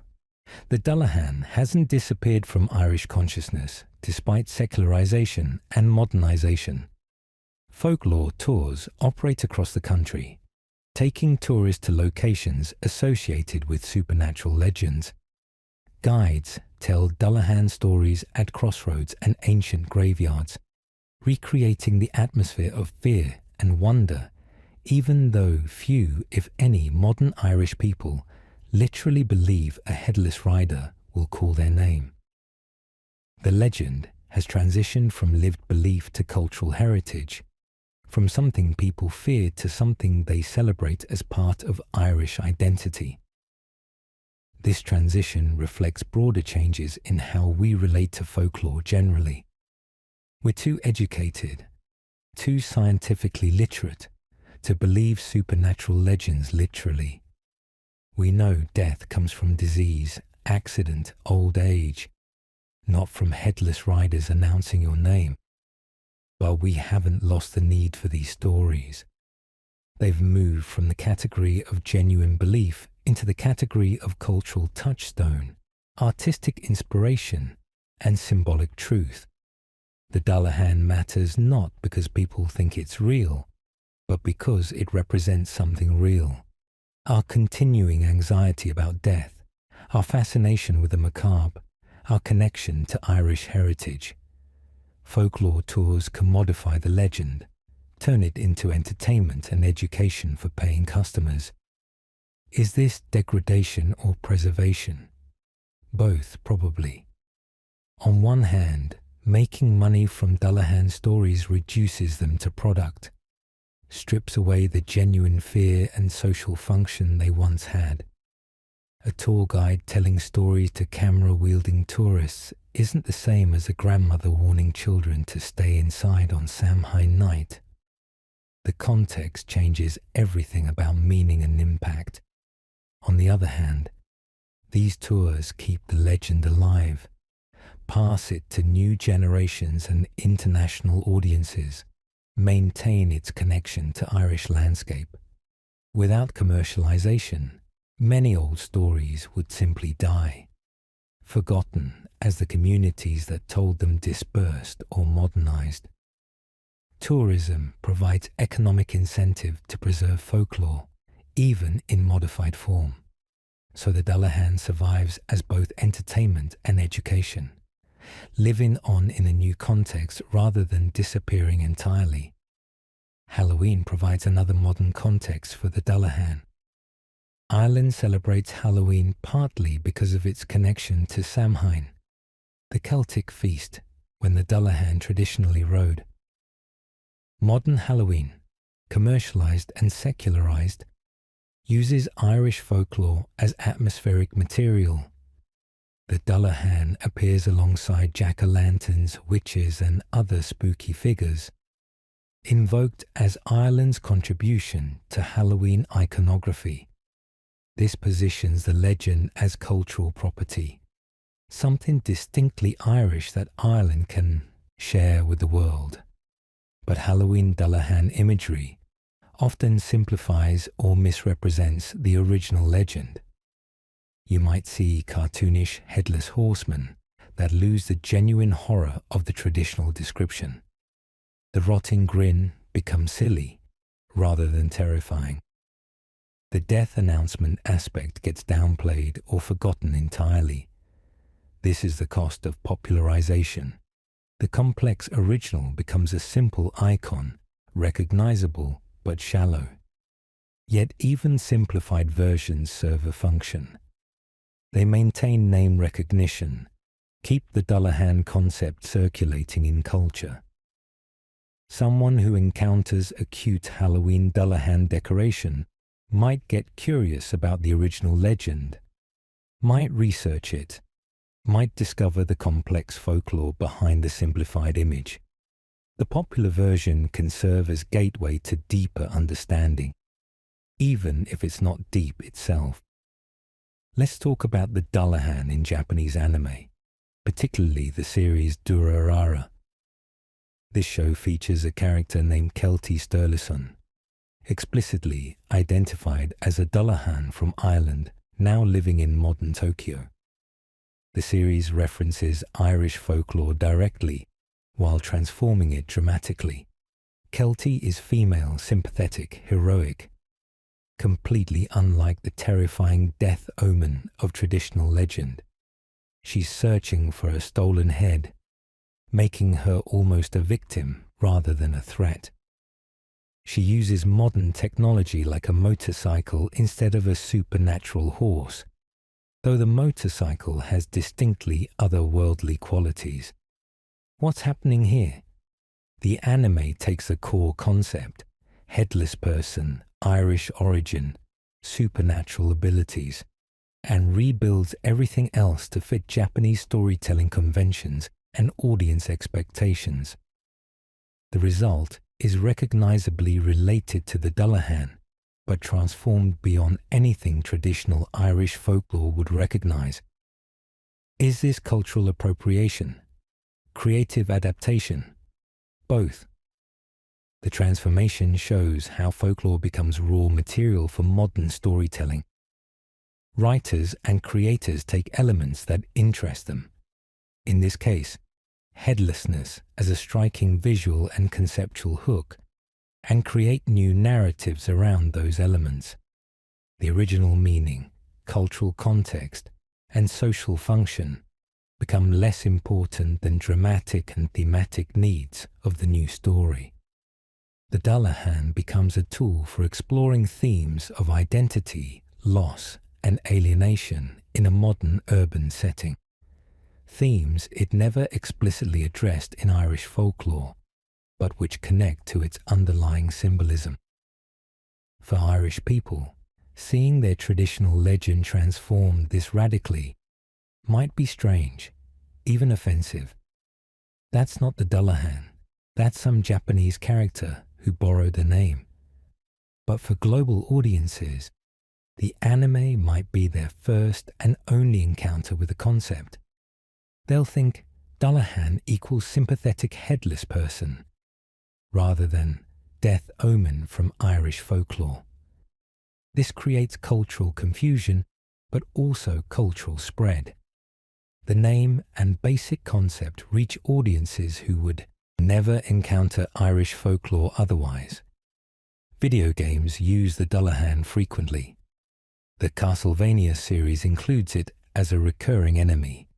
A headless knight on horseback, dangerous but defeatable, one monster among many. Final Fantasy games incorporate the concept in various forms across different installments. Dark Souls and similar games use headless enemies that draw on Dullahan imagery. In each case, the legend becomes game content, something to fight or avoid or collect information about. Gaming transforms the Dullahan from story into interactive experience. Instead of hearing about the headless rider, you encounter it directly, fight it, learn its attack patterns, eventually defeat it.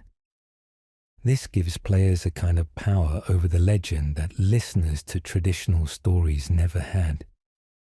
You can beat the Dullahan in the game. You can't beat death in reality, which is what the Dullahan originally represented. The transformation from unstoppable death omen to defeatable video game enemy completely inverts the legend's original meaning. Yet games also introduce the Dullahan to enormous audiences. Millions of people worldwide have fought Dullahan enemies in games. Far more than ever heard the Irish legend in traditional contexts. This massive exposure keeps the concept alive in global consciousness, even if transformed. And some players, curious about the enemy they're fighting, might research the original folklore, discovering the complex legend behind the game content. The game version becomes a weird kind of advertisement for traditional folklore. Modern horror fiction and film use the Dullahan concept regularly. Headless Horsemen appear in movies, TV shows, novels, and short stories, usually as villains or monsters. The headlessness provides instant visual horror. Everyone reacts to a body with no head. Writers use a figure to generate scares while sometimes nodding to Irish origins, sometimes not. The legend becomes one element in horror's toolkit, available for use by creators who may or may not understand or care about its cultural origins. This raises questions about ownership and authenticity. Does Irish culture own the Dullahan? Can anyone use the concept freely? Should creators acknowledge Irish origins when they use headless rider imagery? There's no clear answer. Folklore has always spread and transformed across cultures. The Dullahan itself probably derives from earlier myths and has always been changing. But the speed and scale of modern cultural appropriation feels different from traditional folklore transmission. The internet and global media let Japanese anime creators or American game developers use Irish folklore without any connection to Irish culture or community. That disconnection bothers some people who see it as exploitation, while others view it as inevitable cultural cross-pollination. Let's talk about academic study of the Dullahan. Folklorists, anthropologists, and cultural historians have analyzed the legend extensively. Scholarly books and articles explore its origins, meanings, variations, and cultural functions. This academic attention preserves the legend in another way, through detailed documentation and analysis. Students studying Irish culture or folklore generally encounter the Dullahan, often in much more depth than popular culture provides. Academic study tends to emphasize what we've discussed throughout this exploration: the legend's connection to Cromdú and blood sacrifice, its function in enforcing behavioral norms, its symbolic meanings around death and identity, its relationship to other Irish and European folklore. This scholarly approach treats the Dullahan seriously as cultural artifact and meaning-making system, rather than just entertainment. It preserves not just the story but the context, not just the surface but the depth. However, academic work reaches limited audiences. Scholarly books don't have the cultural impact of anime or video games. Most people will never read folklore journals or academic analyses. So scholarly preservation, while valuable, doesn't keep the legend alive in popular consciousness the way commercial media does. Both types of preservation serve different functions and reach different audiences. Modern Irish writers and artists sometimes incorporate the Dullahan into contemporary work, creating new stories and artworks that reference the legend while exploring modern themes. These creators maintain cultural connection to the folklore while updating it for current sensibilities and concerns. Their work respects origins while allowing transformation, honoring tradition while enabling innovation. This seems like a healthier relationship to folklore than pure commercialization or complete appropriation. It's cultural inheritance being actively used and developed by heirs rather than outsiders. The internet has created new spaces for Dullahan folklore. Websites catalogue mythological creatures, including extensive entries on the Dullahan. Online forums discuss the legend's origins and meanings. Fan communities create art, fiction, and discussions around the concept. Wikipedia and similar reference sites make basic information accessible to anyone curious about the headless rider. Social media spreads Dullahan images and references rapidly across global networks. This digital folklore operates very differently from traditional oral transmission. Stories spread instantly to enormous audiences rather than slowly through communities. Information is accessible on demand rather than shared in specific contexts. Multiple versions coexist simultaneously, rather than one version dominating a particular region. The Dullahan becomes searchable, shareable, remixable, part of digital culture's endless recombination and reinterpretation. Young people today encounter the Dullahan primarily through these digital and commercial media, rather than through family stories or community folklore. This changes their relationship to the legend. It's something you learn about deliberately, something you choose to engage with, rather than something embedded in your cultural upbringing. The legend becomes optional rather than inevitable, one piece of content among infinite others, rather than a defining element of cultural identity. But maybe this isn't entirely new. Irish immigrants' children in America a century ago probably related to Dullahan stories differently than children in rural Ireland did. More distant, more optional, less embedded in daily life. Folklore has always changed in relationship to changing contexts. The digital age just accelerates and amplifies processes that were already happening.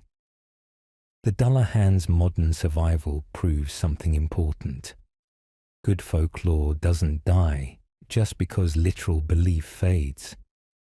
The legend persists because it continues serving functions even in secular modern contexts. It provides a connection to heritage for Irish people and their descendants.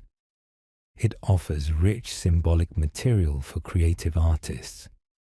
It gives us ways to talk about death that are more engaging than abstract philosophy.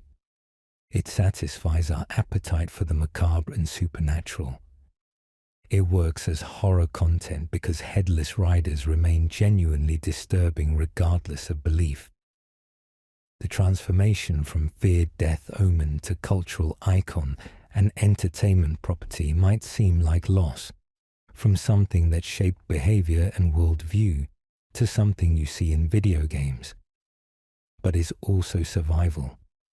The legend adapted rather than disappearing. The Dullahan, like death itself, persists despite everything that tries to eliminate or ignore it. The form changes, but the essential concept endures. What does this say about our relationship with death in the modern world? We've medicalized death, hidden it in hospitals and nursing homes, removed it from daily experience in ways that were impossible in pre-modern societies. We've lengthened lifespans dramatically, pushing death further into the future for most people. We've developed secular worldviews that don't promise afterlife or divine meaning for mortality. All this might suggest we'd stop needing death legends like the Dullahan. But we still need them, maybe more than ever, because death hasn't gone away, and we still struggle to accept and understand it. The Dullahan in modern form, whether in anime, games, folklore tours, or Halloween decorations, continues doing work for us psychologically and culturally. It makes death visible and concrete when everything in modern life tries to hide it. It gives form to anxieties we still feel despite medical advances and secular worldviews. It connects us to something older and deeper than contemporary culture, reminding us that humans have always faced mortality and always created stories to help cope with it. The legend also connects us across time. When you encounter the Dullahan today, in whatever form, you're touching something that frightened your ancestors, that shaped their behavior and worldview, that helped them navigate the hardest aspects of existence. That connection matters, provides rootedness in a rapidly changing world, reminds us we're part of continuity stretching back centuries and forward into future generations, who'll inherit these same stories in whatever forms they take. So the Dullahan today is simultaneously very different from and fundamentally the same as the Dullahan of Irish folklore centuries ago. Different in form, context, function, and audience. Same in core concept, symbolic power, and the human needs it addresses. It's become global while remaining Irish, become entertainment while retaining meaning, become optional while remaining resonant. It survives in museums and theme parks and anime and academic journals and family stories and commercial products and digital media.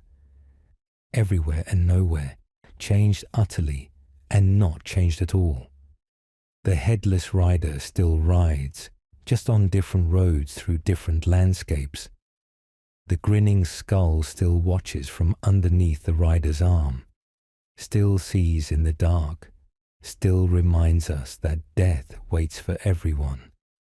The spine whip still cracks through the night, though now that night might be digital darkness on a screen, rather than actual darkness on an Irish country road.